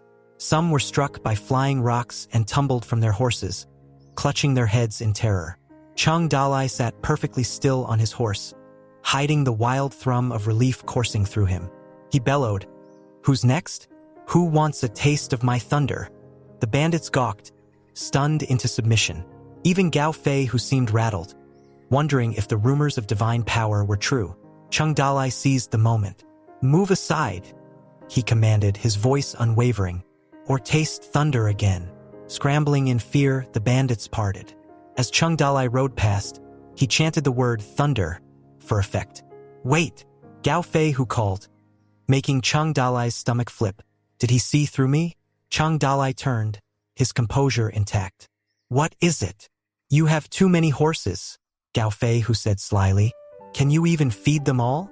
Chang Dalai smirked, his sarcasm razor-sharp. "If we can't feed them, we'll eat them." With that, he trotted off, leaving Gao Fei Hu and his bandits to stew in silence. Back at Black Rock City, the night was heavy with tension. In his candlelit chamber, the city lord lounged among young women, fruit and liquor within reach. His indulgence was interrupted by strategist Bai Han Chuan, who entered with the corpse of the young master. "City lord," Bai called, his tone grave. The city lord sat up, his indulgence forgotten. His eyes widened as Bai laid the bloodied body before him. "My son!" he cried, trembling as he cradled the corpse. Strategist Bai knelt silently, his expression unreadable. Suddenly, he unsheathed his sword, its purple aura crackling ominously. The city lord barely had time to react as Bai struck, the electrified blade slashing across his chest. Blood splattered, and the city lord stumbled but quickly recovered. You killed my son." Bai's voice was calm, almost pitying. "I did." The city lord lunged with a torch, demanding answers. Bai parried with ease, his strikes precise. "This era is one of chaos," Bai explained coldly. "The empire weakens, and the world cries for heroes. But you've grown fat and useless, drunk on wine and lust. Someone must take the throne." The city lord's fury boiled over. "You dare lecture me? I made you. Without me, you'd still be a woodcutter groveling in the dirt." They clashed fiercely, the room filling with the clamor of steel and the terrified whimpers of the young women. Bai's attacks were relentless, but the city lord's strength was formidable. "You're nothing but a dog," the city lord spat. "A frog in a well, blind to the world's depths." Both men screamed in rage, their final strikes colliding with thunderous force. Suddenly, a delicate hand emerged from the crowd of young women, holding back the city lord. He froze, stunned by the unexpected intervention. A young lady jabbed a pin into the city lord's side, prompting a sharp yelp as he spun around to glare at her. Strategist Bai wasted no time. With a swift thrust of his sword, he plunged it into the city lord's chest. Blood spilled dramatically as the city lord let out one final scream before crumpling to the floor, leaving Strategist Bai standing over him, sword dripping red. Bai stared down, knowing full well he wasn't cut out to be a great city lord, but he was determined to try anyway. As the city lord lay dying, he muttered about something black. Bai leaned closer, mocking him with a sardonic grin. "What's that? Your final riddle?" The city lord, through a wet cough, murmured about Black Rock City, calling it the kingdom's gateway. His warning was dire. If the Ring tribe breached it, chaos would engulf the world. This unexpected declaration rendered Bai momentarily speechless. He straightened up, leaving the flickering candlelight by the curtain as a quiet farewell. That night, the city lord's mansion burned to the ground. The warm rays of morning sunlight blanketed Toad Village's wheat fields, but the tranquility was broken by Zhu Xinji's incessant nagging. "Stop lounging around, master. We need to finish harvesting before the horses starve." A basket of wheat sat nearby, already raided by opportunistic birds. Chung Dali groaned theatrically, flopping against a rock. "I can't. I'm exhausted," he whined. Warrior Lin, drenched in sweat, muttered under his breath, unable to believe a warrior like himself was stuck doing farm chores. Meanwhile, Chung Dali gripped his stomach like a melodramatic actor. "My tummy hurts, Zhu Xinji." No energy left, but Xinji was immune to his antics, scolding the village master about sun-dried wheat snapping like brittle twigs if they delayed any further. Suddenly, a red beetle skittered across the field, bringing an idea as bright as its shell to Chung Dali's mind. "Wait, I haven't robbed anyone in days," he announced, springing to his feet with renewed vigor. Zhu Xinji blinked in disbelief as Chung Dali dashed off, Warrior Lin hot on his heels, leaving Xinji behind to fume. Deep in the Kanui Mountain, a father and his sons were trekking with bundles of firewood when one son nervously asked if there were bandits nearby. The father snorted, "If you're scared of bandits, forget about getting a wife. Their mission? Sell firewood, buy a donkey, and secure a bride for the eldest." "You should be dreaming of a horse," the father added. But his son argued that horses and donkeys weren't the same. Their bickering ended abruptly when Chung Dali and Warrior Lin leapt out from the trees. The family dropped to their knees in sheer terror, begging for mercy. Chung Dali raised an eyebrow. "Why are you kneeling? Stand up." The father explained their situation, prompting Chung Dali to laugh. "Well, aren't you lucky? I sell horses." He smirked, asking if they felt fortunate. The father nervously revealed their pitiful funds: 2 copper coins and 4 vegetable breads. Warrior Lin sampled one of the breads and declared it surprisingly tasty. Chung Dali, ever the opportunist, grinned. "We've got to sell these horses, Lin, or we'll end up eating them ourselves." He declared the deal of a lifetime, a horse for their meager offerings. Lin looked doubtful, but Chung Dali waved him off. "We're doing charity work today." Still trembling, the family followed Chung Dali up the mountain, despite fearing they were being led to their doom. At the stable, Chung Dali leaned casually against the doorframe. "Pick a horse. Quick now." The father hesitated, unsure if this was real. When they finally asked for 2 horses, Chung Dali scoffed. 2? Why not 3 for the kids? But the father admitted they couldn't afford to feed so many. Settling on 2, Chung Dali made a final offer. If they harvested his wheat field by sunset, the horses would be theirs. Under the blazing sun, the family got to work, scythes in hand, while Zhu Xinji berated Chung Dali for his laziness. Chung Dali lounged under a tree, sipping water, while Lin relaxed on a nearby cart. Despite Xinji's grumbles, Chung Dali mused happily. This place is like one big family. Kin Man's a beast, Lin's reliable, Ling Air's a hard-working sweetheart, and even Xinji's a grumpy grandpa.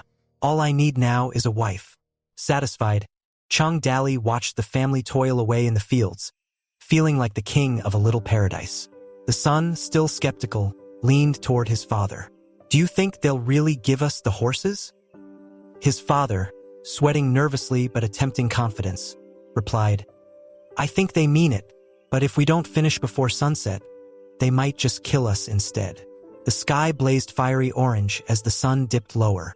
Exhausted and hopeful, the poor villager hesitantly asked Chung Dali if they needed help grinding the wheat too. Chung Dali waved it off. "No need for that. Go on, pick your 2 horses." The trio Chung Dali, Zhu Xinji, and warrior Lin stood back, watching the family lead the horses away. The son couldn't contain his excitement. "Dad, pinch me. Are we dreaming? They're letting us take 2 horses." The father, wide-eyed and bewildered, muttered, "Bandits are good people. Who knew?"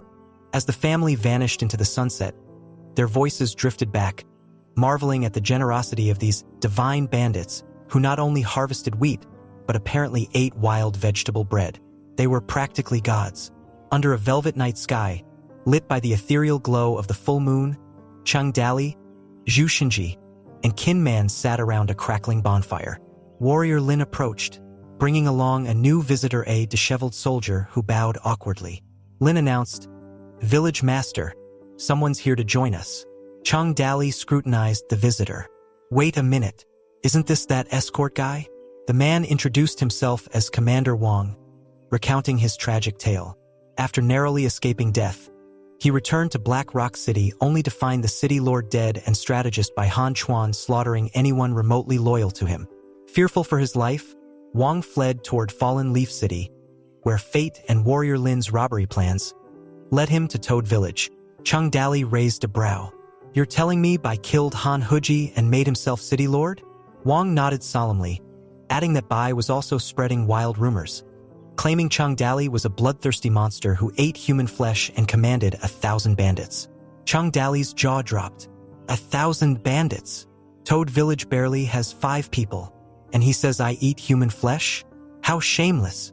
Wang continued. "He even put a bounty on your head." "How much?" Chung Dali asked eagerly. 50, Wang replied. Chung Dali's disappointment was palpable. 50? That's it. Zhu Xinji laughed when he learned his own bounty was 35. Kin Man shrugged at his own price of 30, grumbling that it was a pity he hadn't killed Han Huji himself. Chung Dali's irritation grew. 50 copper coins? They're looking down on me. He turned to Zhu Xinji. What's Gao Fei Hu worth? 180, Xinji replied, stifling a laugh. Chung Dali's eyes narrowed. I'll surpass that. Just you watch. Wang, desperate to join, pleaded his case. The system goddess popped up, describing him in her usual dramatic fashion. Wang Sanyuan, age 43, a slightly popular butler with no skills or hidden attributes, known as Butler Wang. Chung Dali smirked. You sure Toad Village is good enough for you? Wang nodded. Yes, sir. Why? Chung Dali pressed. Are you looking down on us?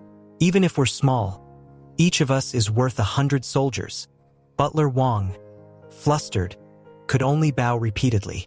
Zhu Xinji, ever the practical one, assured Wang that Chung Dali was strict but fair.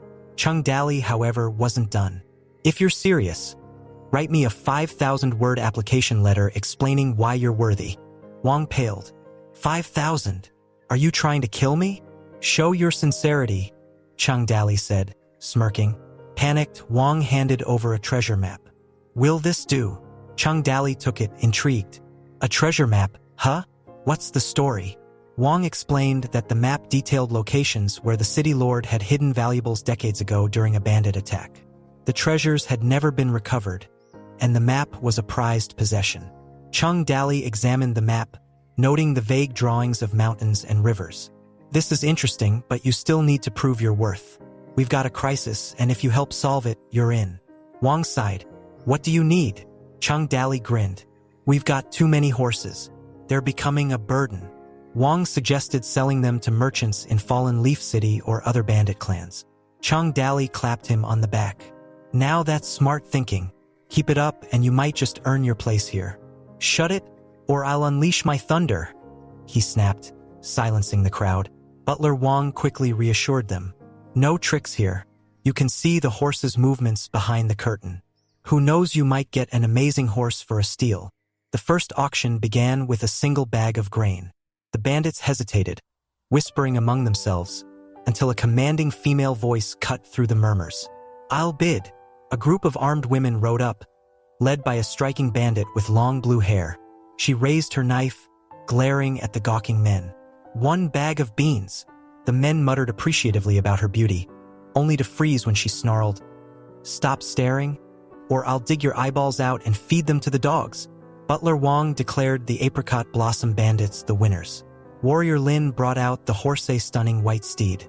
Gasps rippled through the crowd as the Flying Tiger Bandits recognized it as the horse they'd once tried to steal. White Wolf, the Apricot Blossom leader, smirked. She fished out her flyer and waved it triumphantly. This is good for a discount, right? Chang Dali, ever the gentleman, assured her she'd get her beans back. As she mounted her prize, her hair flowing like silk, she called to her sisters, Let's go! Zhu Xinji, entranced, muttered to Chang Dali, She's even cuter on horseback. Chang Dali, blushing furiously, could only nod. The crowd of bandits grew rowdier, demanding the next auction start quickly. Chang Dali, his confidence soaring, turned to Zhu Xinji. Tell me more about her. Xinji obliged, recounting White Wolf's tragic backstory of martial arts, betrayal, and vengeance. Chang Dali sighed wistfully. Why didn't you tell me this earlier? We need to make friends with the Apricot Blossom Bandits. A series of rapid knocks echoed through the village gate. The bandits stiffened. Are we being attacked? Someone whispered nervously. Gao Fei, who raised a brow. Let's not jump to conclusions. Let's check it out, he said, leading his men to investigate. Outside the gate, the trees were plastered with dozens of posters. Meanwhile, one squinted at them. What's written on these things? He asked. The rest urged their leader, Gao Fei Hu, to read it out loud. The posters advertised horses for sale at Toad Village, boasting discounts below market value, with an additional 20% off if customers brought a flyer. Gao Fei, who read the details with a calm demeanor, but his heart raced. This time, Lao Er eagerly stepped forward, volunteering to read the flyer aloud. As he began, the contents revealed yet another advertisement from Toad Village, this time recruiting people with promises of noodles and pancakes. The very thought made Lao Er's mouth water, while Gao Fei, whose face twisted in anger. The flyer spoke of riding majestic horses, enjoying delicious food, and mingling with beautiful girls. Lao Er's excitement was palpable as he dreamily imagined these luxuries. But Gao Fei, who slammed his hand down and cursed Chang Daolei, that shameless bastard, he's gone too far, recruiting from other villages now. Does he think he can humiliate us like this? Gao Fei, who fumed, demanding someone bring him his sword. Meanwhile, Lao Er tried to calm him down, gently suggesting they sit by the bonfire and have some wine to cool off instead. Gao Fei, who begrudgingly took the bottle, taking a long swig while Lao Er shared his own devious idea. Boss, if they're recruiting, why don't we send some of our men to join them? Let them eat their food, drink their wine, and wait for the perfect chance to strike. When the moment's right, we'll take over Toad Village. Lao Er's enthusiasm was infectious, but Gao Fei, who looked at him with mild disbelief. Wait a second. You know the word opportunity? he muttered, leaving Lao Er confused and slightly offended. Meanwhile, Zhu Xiaoshu, one of Flying Tiger's minions, narrated his own experience at Toad Village. Born to bandit parents, Zhu's life had been anything but glamorous. Despite the common belief that bandits lived on meat and wine, it had been over a year since he'd had a proper meal. Times were tough, with barren farms and failed harvests forcing many to forage for wild vegetables just to survive. Earlier that day, Zhu had accompanied Lao Er to Toad Village under the guise of joining their ranks. While Lao Er called it a scheme, he hadn't elaborated much, so Zhu simply followed orders. When they arrived, they found a long line of other bandits from nearby villages also attempting to join. Butler Wang stood at the gate, efficiently managing the crowd and insisting that everyone register first. Lao Er, true to his nature, attempted to cut the line and was promptly blocked. Zhu couldn't help but think his second master was a fool. Unable to read or write, Lao Er awkwardly fumbled with the registration process, trying to copy the actions of the bandits ahead of him. Eventually, he was handed a saw and tasked with cutting wood, while Zhu was assigned to move the timber. At midday, a pretty girl passed by, announcing, "If you work hard, you'll get dumplings for lunch." Dumplings, a luxury Zhu hadn't tasted since the previous New Year. The mere thought made his stomach growl. When lunchtime finally arrived, he was astounded to see steaming bowls of dumplings with shiny, translucent skins filled with meat and vegetables. He devoured 3 bowls, marveling at how he could eat until full, something he hadn't experienced in years. By nightfall, Toad Village even handed out 5 kilograms of food to each person. Returning to Flying Tiger Village with this bounty, Zhu eagerly shared his experience. While some bandits were skeptical, others couldn't hide their growing curiosity. Zhu silently resolved to return to Toad Village the next day, even if it meant sneaking out. 5 kilograms of food from a single day's work was too good to pass up. Back at Flying Tiger Village, Lao Er was busy bragging to Gao Fei Hu about the food at Toad Village. "Boss, their dumplings are amazing. They even use just the right amount of salt. Oh, and guess what? I stole some of their salt. They'll never notice," he laughed. But Gao Fei Hu wasn't amused. "Did you find anything about Chung Daol's so-called thunder spell?" Gao Fei Hu demanded. "Not yet," Lao Er admitted. "Chung Daol didn't show up today. But don't worry, boss. Tomorrow, I'll bring more men and find out all his secrets. Plus, I really want more of that food. Noodles, boss. Every meal has noodles. Get lost." Gao Fei Hu snapped, shooing him away in frustration.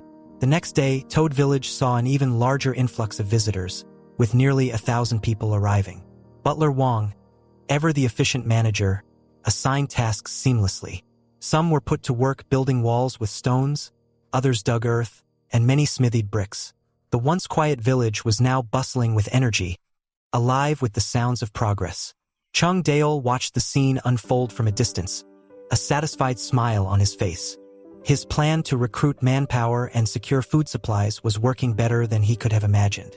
Toad Village, once a small and insignificant bandit hideout, was steadily transforming into something far greater. Miss Su sat quietly next to Chung Daol. Her curiosity piqued as she asked why he wasn't stepping outside. He smirked and replied that keeping himself mysterious was part of his strategy. Rumors had already begun swirling about his cultivation skills and his supposed mastery of thunder spells. If people saw him doing something as ordinary as using the toilet, their admiration would collapse like a house of cards. Miss Su, unimpressed, then asked why he was staying in her room specifically. Without hesitation, Chung Daol grinned and said, "Because you're pretty." Miss Su fell silent, though her eyes narrowed. Chung Daol, ever the tease, leaned in and added, "I think you're the most beautiful woman on the mountain." She rolled her eyes and muttered, "Liar."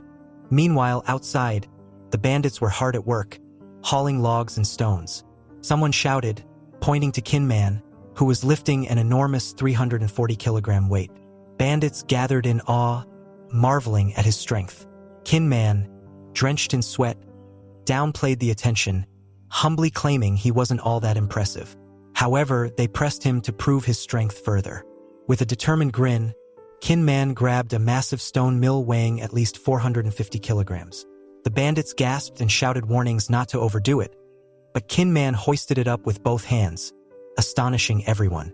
As he set it down, he remarked modestly, "I'm nothing special. Our village master is twice as strong as me."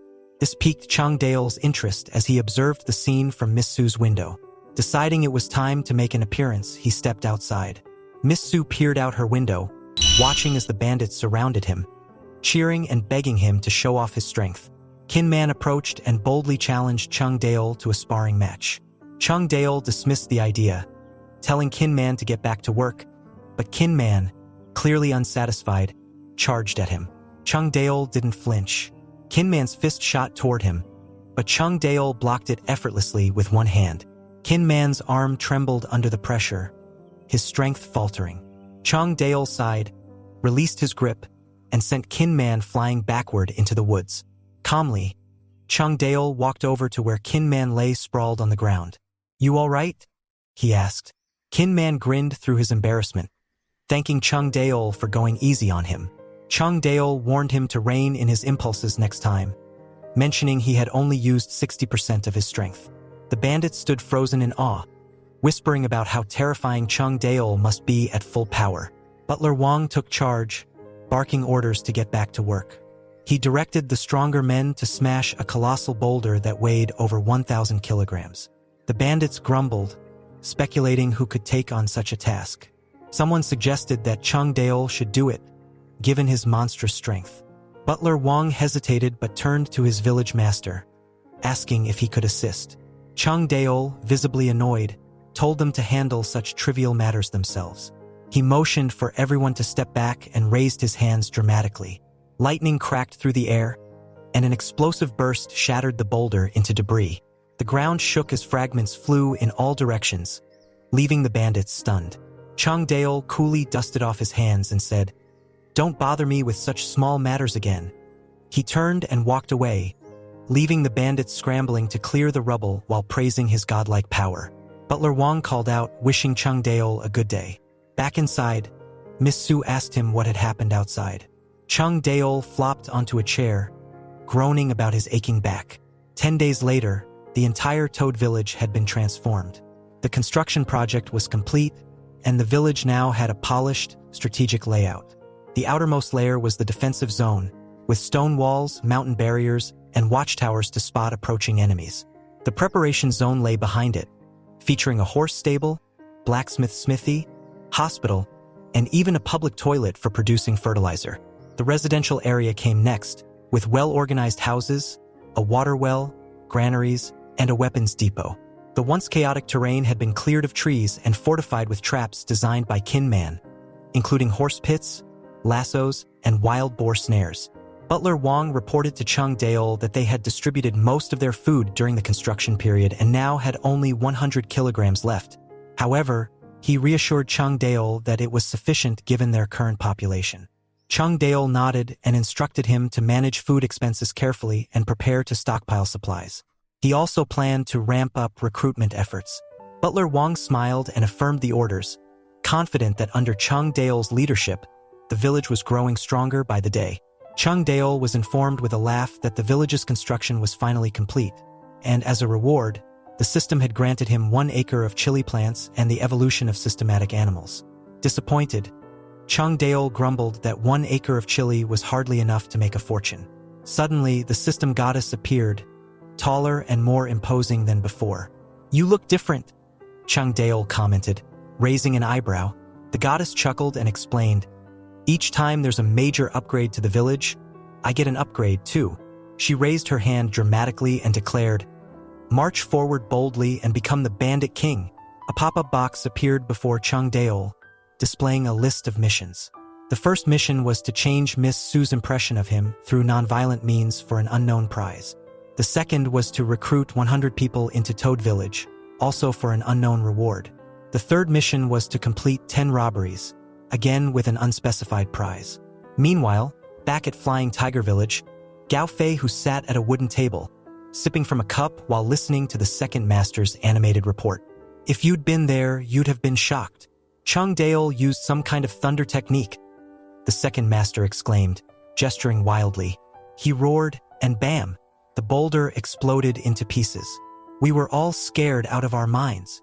Gao Fei, who turned to his advisor Yu Ran, for his thoughts. The military advisor stood calmly and said, I picked up a piece of the rock from that canyon. The marks were caused by dynamite, not some thunder technique. Dynamite? Gao Fei Hu repeated, confused. Yes, UQ Ran replied. It's similar to firecrackers but far more powerful. Do you think no one's coming to redeem you? Maybe no one wants you. Su Ying's eyes widened in irritation and disbelief. What are you trying to say? She retorted. Chung Daol softened his tone, smiling warmly. Even if the whole world betrays you, I won't. I'd betray the whole world just to be with you. His grin widened mischievously, but Su Ying only gave him a long, unimpressed look. Their exchange was interrupted by Xiao Yu's arrival. Village Master, I finished hunting, he announced. Did you catch anything good? Chung Daol asked. Just a rabbit and a girl, Xiao Yu replied, adding with a smirk. She says she's a maid from the Su family. This piqued Chung Daol's interest. A girl? This young? He asked incredulously as a small figure emerged from behind Xiao Yu. The girl, Zhao Yi, darted toward Su Ying. Miss Su, you're alive. I thought they'd eaten you, she exclaimed with visible relief. Su Ying reassured her. I'm fine, Zhao Yi. You did well to find me. Still, Zhao Yi turned a suspicious eye to Chung Daol. Did he humiliate you, Miss Su? No, I'm unharmed, Su Ying replied firmly, though Chung Daol couldn't help but notice the slight edge in her voice. Sensing a deeper story, Chung Daol summoned San Yuan and Xiao Yu to understand the situation better. Xiao Yu recounted how he encountered Zhao Yi while out hunting. At first, he planned to send her back to Fallen Leaf City, but when she learned he was from Toad Village, she stubbornly insisted on coming along, showing no fear of King Nyo Mountain or its dangers.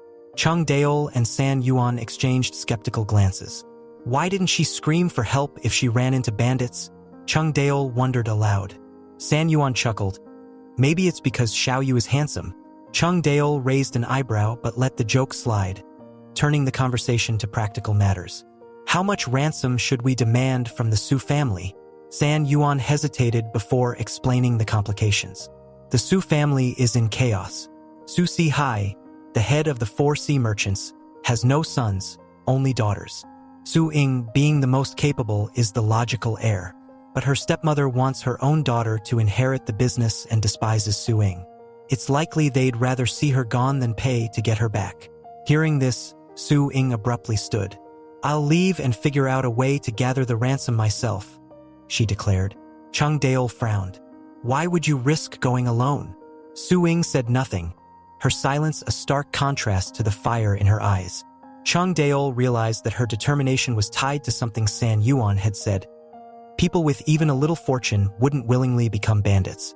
The next day, Chung Daol sat down and wrote a ransom letter, speaking aloud as he scribbled. For the safe return of Su Ying, we demand 500 grains, clothes, rice paper, salt, wine, and books. Su Ying read the letter over his shoulder and sighed. You're not asking for much, she said sarcastically. Then, with unexpected sincerity, she added, once I've settled things at home, I'll send you double. Later, Chung Daol informed her that Xiao Yu and San Yuan would accompany her safely to Fallen Leaf City, about 70 to 80 miles away. He handed her some chili, suggesting she could use it to make a profit since her family owned a restaurant.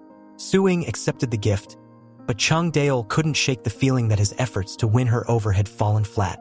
Before she left, Chung Daol crossed paths with Su Ying again and recited a poetic line. Flowers bloom on the street, but return slowly. Su Ying stopped him. Chung Daol, I want to talk to you, she said. What is it? He asked cautiously. She looked at him thoughtfully. You've said many nice things and done many things to make me happy. It almost made me think I could fall for you. But it all feels fake. Chung Daol looked guilty but said nothing. You can't expect genuine love when your feelings are insincere, she continued. And whether or not I'm sincere doesn't matter either.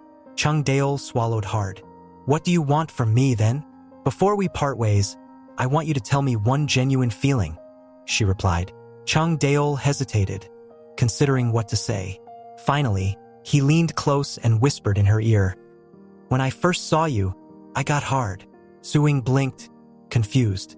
Hard? What do you mean? Realizing his blunder, Chung Daeol froze, blushing furiously. "Never mind," he stammered, trying to backtrack. Suing, unimpressed, said, "If you're not going to explain, I'll just ask someone else." "No," Chung Daeol panicked. "I'll explain. Next time we meet." As Suing walked away, Chung Daeol sighed, wondering why he kept fumbling around her. He thought about how young and innocent she seemed, likely believing that something as simple as a kiss could lead to pregnancy. He realized how foolish his antics must appear and questioned if he was truly being honest with himself, or if Su Ying's heart was simply impenetrable. Amid his musings, Chung Daeol heard the system's familiar chime. The second stage of robbing a wife had been completed, rewarding him with a heavy crossbow. However, the system also noted that the conditions for Phase 3 remained unmet, leaving him momentarily deflated. As the sun dipped below the horizon, Zhao Yi, sitting beside Su Ying in the carriage, voiced her disbelief. "I didn't expect Chung Daeol to actually let us go," she said. But sensing Su Ying's pensive mood, she asked if something was on her mind. Su Ying hesitated before replying, "Zhao Yi, what does it mean when a man says he's hard?" Zhao Yi blinked, skeptical and confused. "Hard? What kind of hard?" she asked, but Su Ying offered no further explanation. By the time they arrived in Fallen Leaf City under the cover of night, Su Ying seemed lost in thought, wondering aloud if Chung Daeol's heart was truly hardened. Back in Toad Village, Chung Daeol finally took a moment to examine his reward, the heavy crossbow. Pleased, he decided to position it on the watchtower for defense. When Kinman asked about its origin, Chung Daeol simply shrugged and told him to focus on placement. With that task complete, he turned his attention to cultivating the chili plants, recalling his limited experience in farming. He planned everything meticulously, drying the chilies, extracting the seeds, fertilizing the soil, and planting them with care. In the middle of his preparations, Shinji interrupted with a bright idea. "Let's go down the mountain and rob someone." Chung Daeol dismissed him with a wave. "You're just trying to avoid helping me with the chili."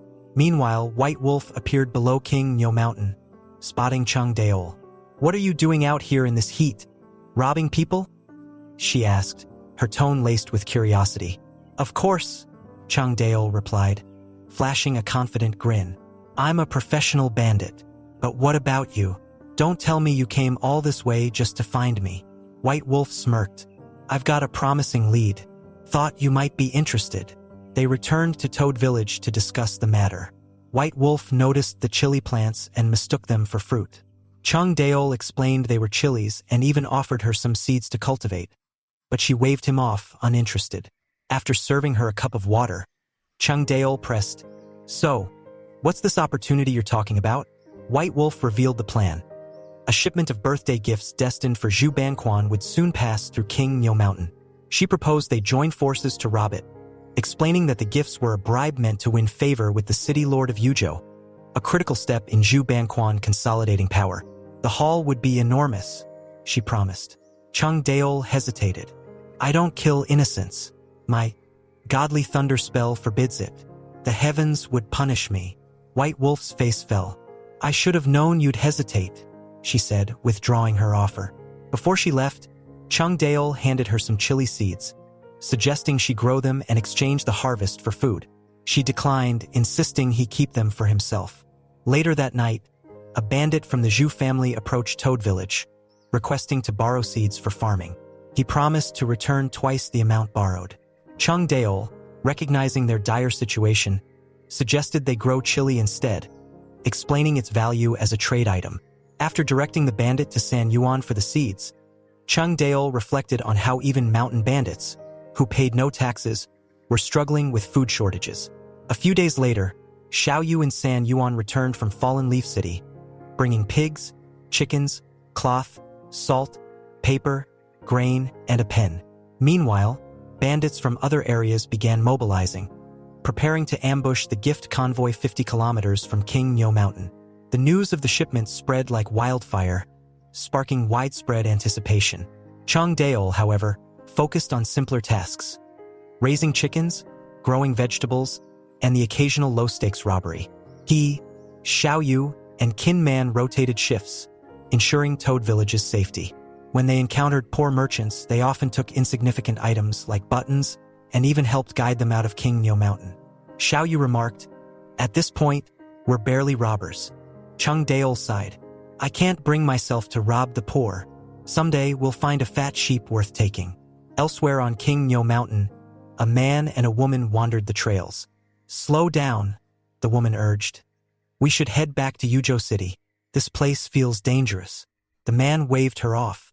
"Traveling gives you real-life experiences that books can't," he said, admiring the scenery.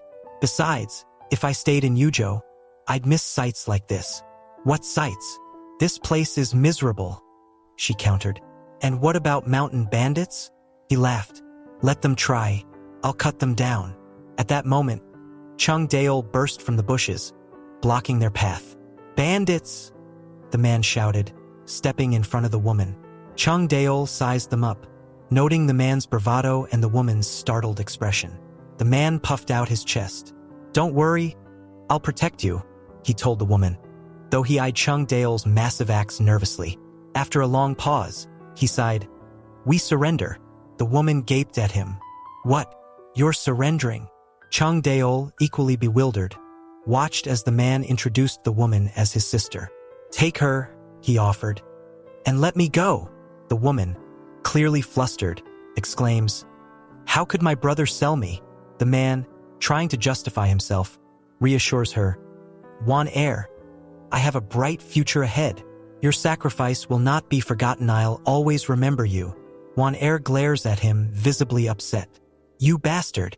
I can't believe you'd even consider selling me," she scolds, her disbelief written all over her face.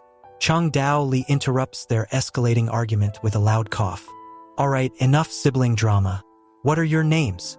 The woman straightens herself, replying curtly, "I am Lai Wan Air, and this is my brother, Lai Xingzhai." Chung Daoli raises a brow. "What do you do for a living?" Xingzhai hesitates before answering. I'm a scholar." Chung Daoli sighs inwardly, disappointed. "A scholar? They're usually dirt poor." He moves on. "And what's a scholar like you doing here?" Xingzhai responds with enthusiasm. "I dream of traveling the world and writing poetry. Exploring different places broadens the mind." Chung Daoli smirks sarcastically. "Well, congratulations. You've explored your way right into being kidnapped. Great job." Xingzhai and Wan Air maintain poker faces, unsure how to respond to the insult. Later, as they reach Toad Village, Wan Air's eyes widen in recognition. "This is Toad Village, isn't it?" she asks Chung Daoli. Curious, Chung Daoli tilts his head. "What makes you think so?" Xingzhai jumps in, his tone excited. "The rumors.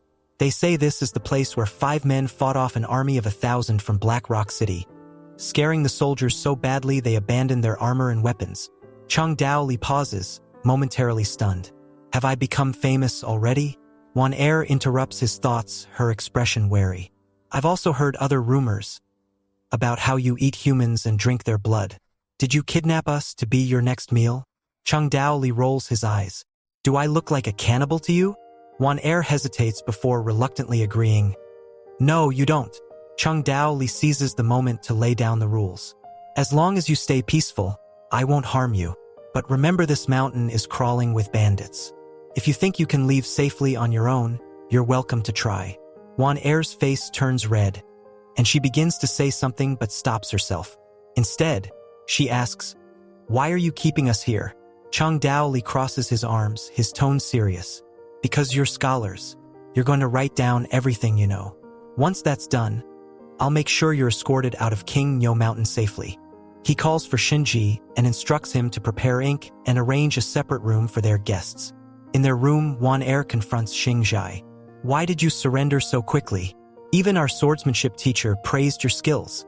Xingzhai deflects with a grin.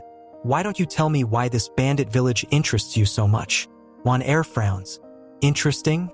This place is nothing but trouble." Xingzhai chuckles, his eyes gleaming with curiosity. "Think about it. A bandit village that kidnaps people for knowledge? Fascinating, isn't it? Now, fetch the ink. I feel a poem coming on."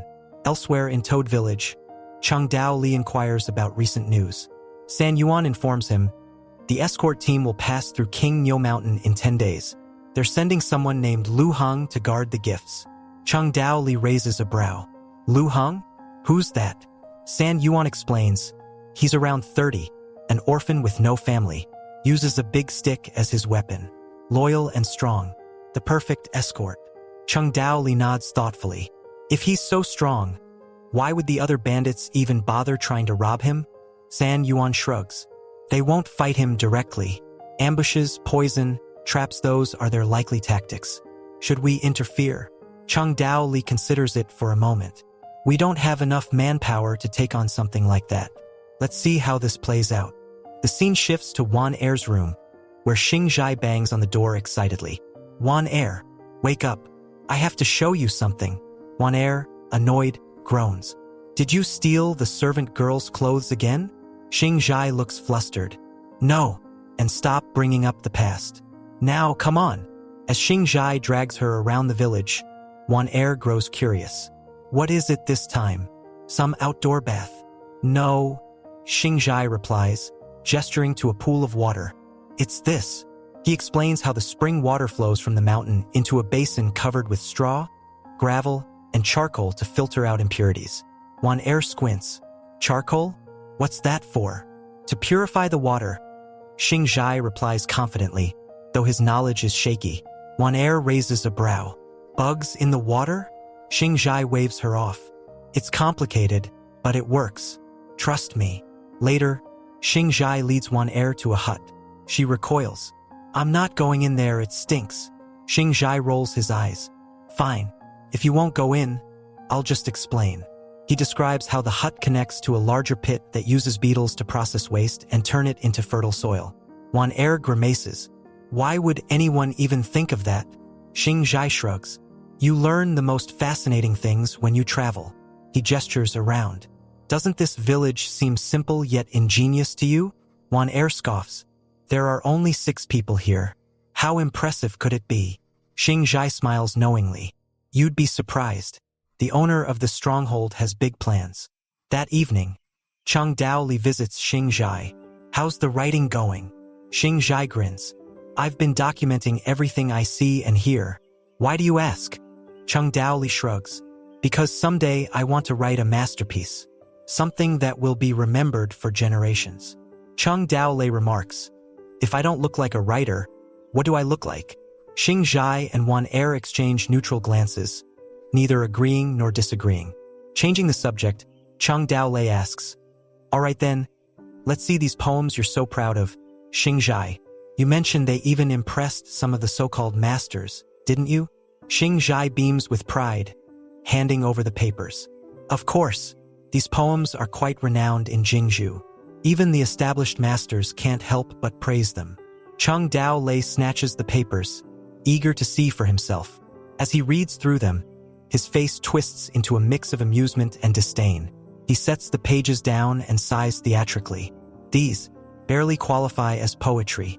If this is the best the Empire has to offer, I'm deeply concerned about its poetic future. Wan Er, offended on her brother's behalf, jumps in. For your information, his poems are famous. People in Jingzhou speak highly of them. Chung Dao Li smirks and waves her off. They just haven't seen real poetry yet. He picks up a brush and starts writing, muttering as he goes. If my work spreads across the empire, I fear all the so-called poets will be too scared to pick up a pen ever again. Xing Zhai, unimpressed, responds sarcastically. Your confidence is inspiring, village master. Truly. Wan Er, on the other hand, frowns, thinking Chung Dao Li is far too boastful. When Chung Dao Li finishes, he doesn't hand over the paper but instead declares, It's getting late. You should rest. As he walks toward the door, Xing Zhai stops him. Wait, why did you write only 1 sentence? That's hardly a poem. Chung Dao Li pauses, then shrugs nonchalantly. 1 sentence is all I need. Any more, and it might scare the entire Empire's scholars into early retirement. Xing Zhai chuckles. Well, I don't know about the rest of the Empire, but that sentence alone has me doubting my future as a poet. The next morning, Shinji bursts in, informing Chung Dao Li of grim news. Zhu's village. It's been destroyed. Chung Dao Lei immediately demands to see the place. Arriving at Zhu village, Chung Dao Lei is horrified by the sight of destruction. Flames consume what remains of the village, and lifeless bodies, women, children, and the elderly are strewn across the ground. The air is heavy with smoke and death. This is a massacre. Chung Dao Lei mutters, his voice trembling with indignation. Who would do something so ruthless? These were harmless villagers. The bandits, equally shocked, murmur among themselves, questioning who could be responsible. One of them notes that they had always maintained peaceful relations with the villagers of King Myo Mountain. Another speculates that the attackers must be outsiders. White Wolf steps forward, her sharp eyes catching a blood-stained message pinned to a sword embedded in the ground. She pulls it free and reads the letter aloud. The note demands that the people of King Myo Mountain surrender within 3 days and gather at the foot of the mountain. Failure to comply will result in the complete slaughter of everyone on the mountain. The message is signed by Lu Hung of Blackstone City. Chung Dao Lei clenches his fists as he processes the message. In his thoughts, he concludes that this atrocity was meant to serve as a warning, a brutal display to instill fear. To the outside world, mountain bandits are worth less than dogs. He reflects bitterly. At Flying Tiger Village, Lao Er informs Gao Fei Hu that he has stationed 2 additional posts at the back of the mountain. We'll rotate the men tonight, Lao Er adds. Gao nods. Good. Remind everyone to keep their weapons close and to stay sharp. Turning to their strategist, Gao asks, are there any gaps in our defenses? The strategist reassures him. If we can survive the next 3 days, everything will settle down. There are no oversights in our current arrangement. Gao sighs deeply, his mind racing. His original plan had been simple: rob the birthday gifts and provide enough for his men to survive the winter. But Lu Heng's unexpected cruelty had thrown everything into chaos. Any news on Chung Dao Lei? Gao asks. Lao Er scoffs. Don't mention that coward. I heard he was so scared he wet himself and fell ill after seeing Zhu village. Gao doesn't laugh at the insult. Instead, he muses. He's young. He hasn't seen this kind of tragedy before. He glances at the horizon, unease settling in his chest. If Lu Heng is this cruel, how can we possibly survive this? Back at Toad Village, Wan Er brings up Lu Heng in conversation. He even killed children. It's terrifying how skilled and ruthless he is. Xing Zhai frowns. Killing isn't something to take lightly, no matter how skilled you are. Wan Er glances at him. We should leave this place, Xing Zhai. It's not safe anymore. Xing Zhai agrees. We'll slip out quietly. No need to involve anyone. Before they can finalize their plan, Chung Dao Lei casually pushes open the door. Still chatting this late at night? He asks with a grin. Wan Er stiffens. Why are you here? Shouldn't you be in bed? Considering you're supposed to be sick. Chung Dao Lei waves off her concern. It's just a minor ailment. Nothing to worry about. I actually wanted to have a word with you too. Xing Zhai raises a brow. What's the topic tonight? Chung Dao Lei leans back against the doorframe. The history of the empire. I've been curious about this world's timeline. Xing Zhai launches into a detailed explanation. As he recounts the rise and fall of empires, Chung Dao Lei pieces together how this world differs from his own. While it shares some similarities like the myth of Pangu creating the heavens and Nuwa shaping humans, there are significant deviations. When Xing Zhai mentions that Cao Cao was executed after stabbing Dongzhua, Chung Dao Lei is taken aback. Wait, so there were no 3 kingdoms? Xing Zhai shakes his head. No. After the chaos of the Eastern Han, the world split into 19 warring states instead. Chung Dao Lei listens intently as Xing Zhai continues, recounting how the Dao Wu Empire eventually unified the land. He learns that the empire faced constant invasions from the Rong tribe and spent a fortune maintaining border defenses. Wan Er sighs, and despite all that spending, they've still suffered countless defeats. Chung Dao Lei leans back, lost in thought. This world, similar yet so different. Wan Er furrows her brow and presses Xing Zhai. Why hasn't the empire won against the Ring tribe after all these years of conflict? Xing Zhai, visibly frustrated, shakes his head. The problem lies with the generals at the border. They're nothing but a bunch of drunkards who barely scrape by and have no real grasp of military affairs. Chung Dao Lei raises an eyebrow, intrigued. Why does that make you so angry, Xing Zhai? Xing Zhai sighs heavily and gestures as if brushing aside invisible cobwebs. It's infuriating. Skirmishes have been happening year after year, and each time, the Empire's army suffers defeat after defeat. False reports of military achievements flood in, but the truth is, hundreds of our soldiers die just to take down a handful of the Ring Tribe's men. The frontier army is an absolute mess. Turning to Cheng Dao Lei, Xing Zhai asks, "What do you think? How can the Empire win against the Ring Tribe?" Cheng Dao Lei shrugs, playing it cool. "I'm just a mountain thief. What do I know about winning wars?" Wan Er shoots him a quizzical look, clearly unimpressed. Xing Zhai continues, leaning forward as though revealing a grand secret. "I once met an old man who said armies can be divided into 3 classes. The lowest class fights for survival. These soldiers prioritize their own lives, fleeing the moment they face a stronger opponent. The second class fights for specific interest rewards, land, titles. They fight fiercely when they win but panic and scatter when they lose. The first class fights for honor, willing to die on the battlefield with pride. These are the elite, the backbone of any army." Cheng Dao Lei smirks faintly. "And where did this old man get such wisdom?" Xing Zhai straightens up, his voice tinged with pride. "That old man? He's none other than the current marshal of the Empire." Cheng Dao Lei pauses for a moment, rubbing his chin. "Interesting, but let me tell you something. An army fighting for honor isn't necessarily the strongest. An army driven by faith, by a shared belief, is even stronger. When thousands of people fight with unwavering conviction, unafraid of death, they're nearly unstoppable." Xing Zhai narrows his eyes. "Does such an army even exist?" Cheng Dao Lei nods solemnly. "Oh, they exist, but even that kind of army isn't the strongest." Wan Er, skeptical, interjects, "Then what is the strongest army, if not one driven by faith or honor?" Cheng Dao Lei leans back, exuding calm confidence. "An army that fights for survival is the strongest, because running away doesn't guarantee survival, but fighting and winning does.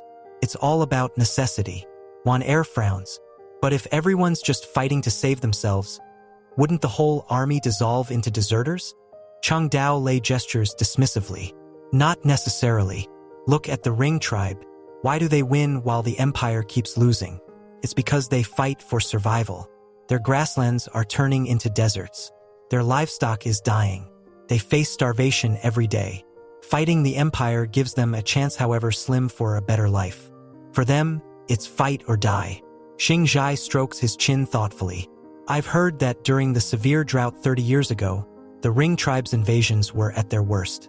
The harsher their conditions, the more desperate and ferocious their attacks became." Cheng Dao Lei nods. "Exactly. For the Ring Tribe, not fighting means certain death. But for the Empire, if things go south, they can retreat to the hinterlands. Their generals bicker in courts, their soldiers lack discipline, and their people have other options for survival. It's no wonder they lose."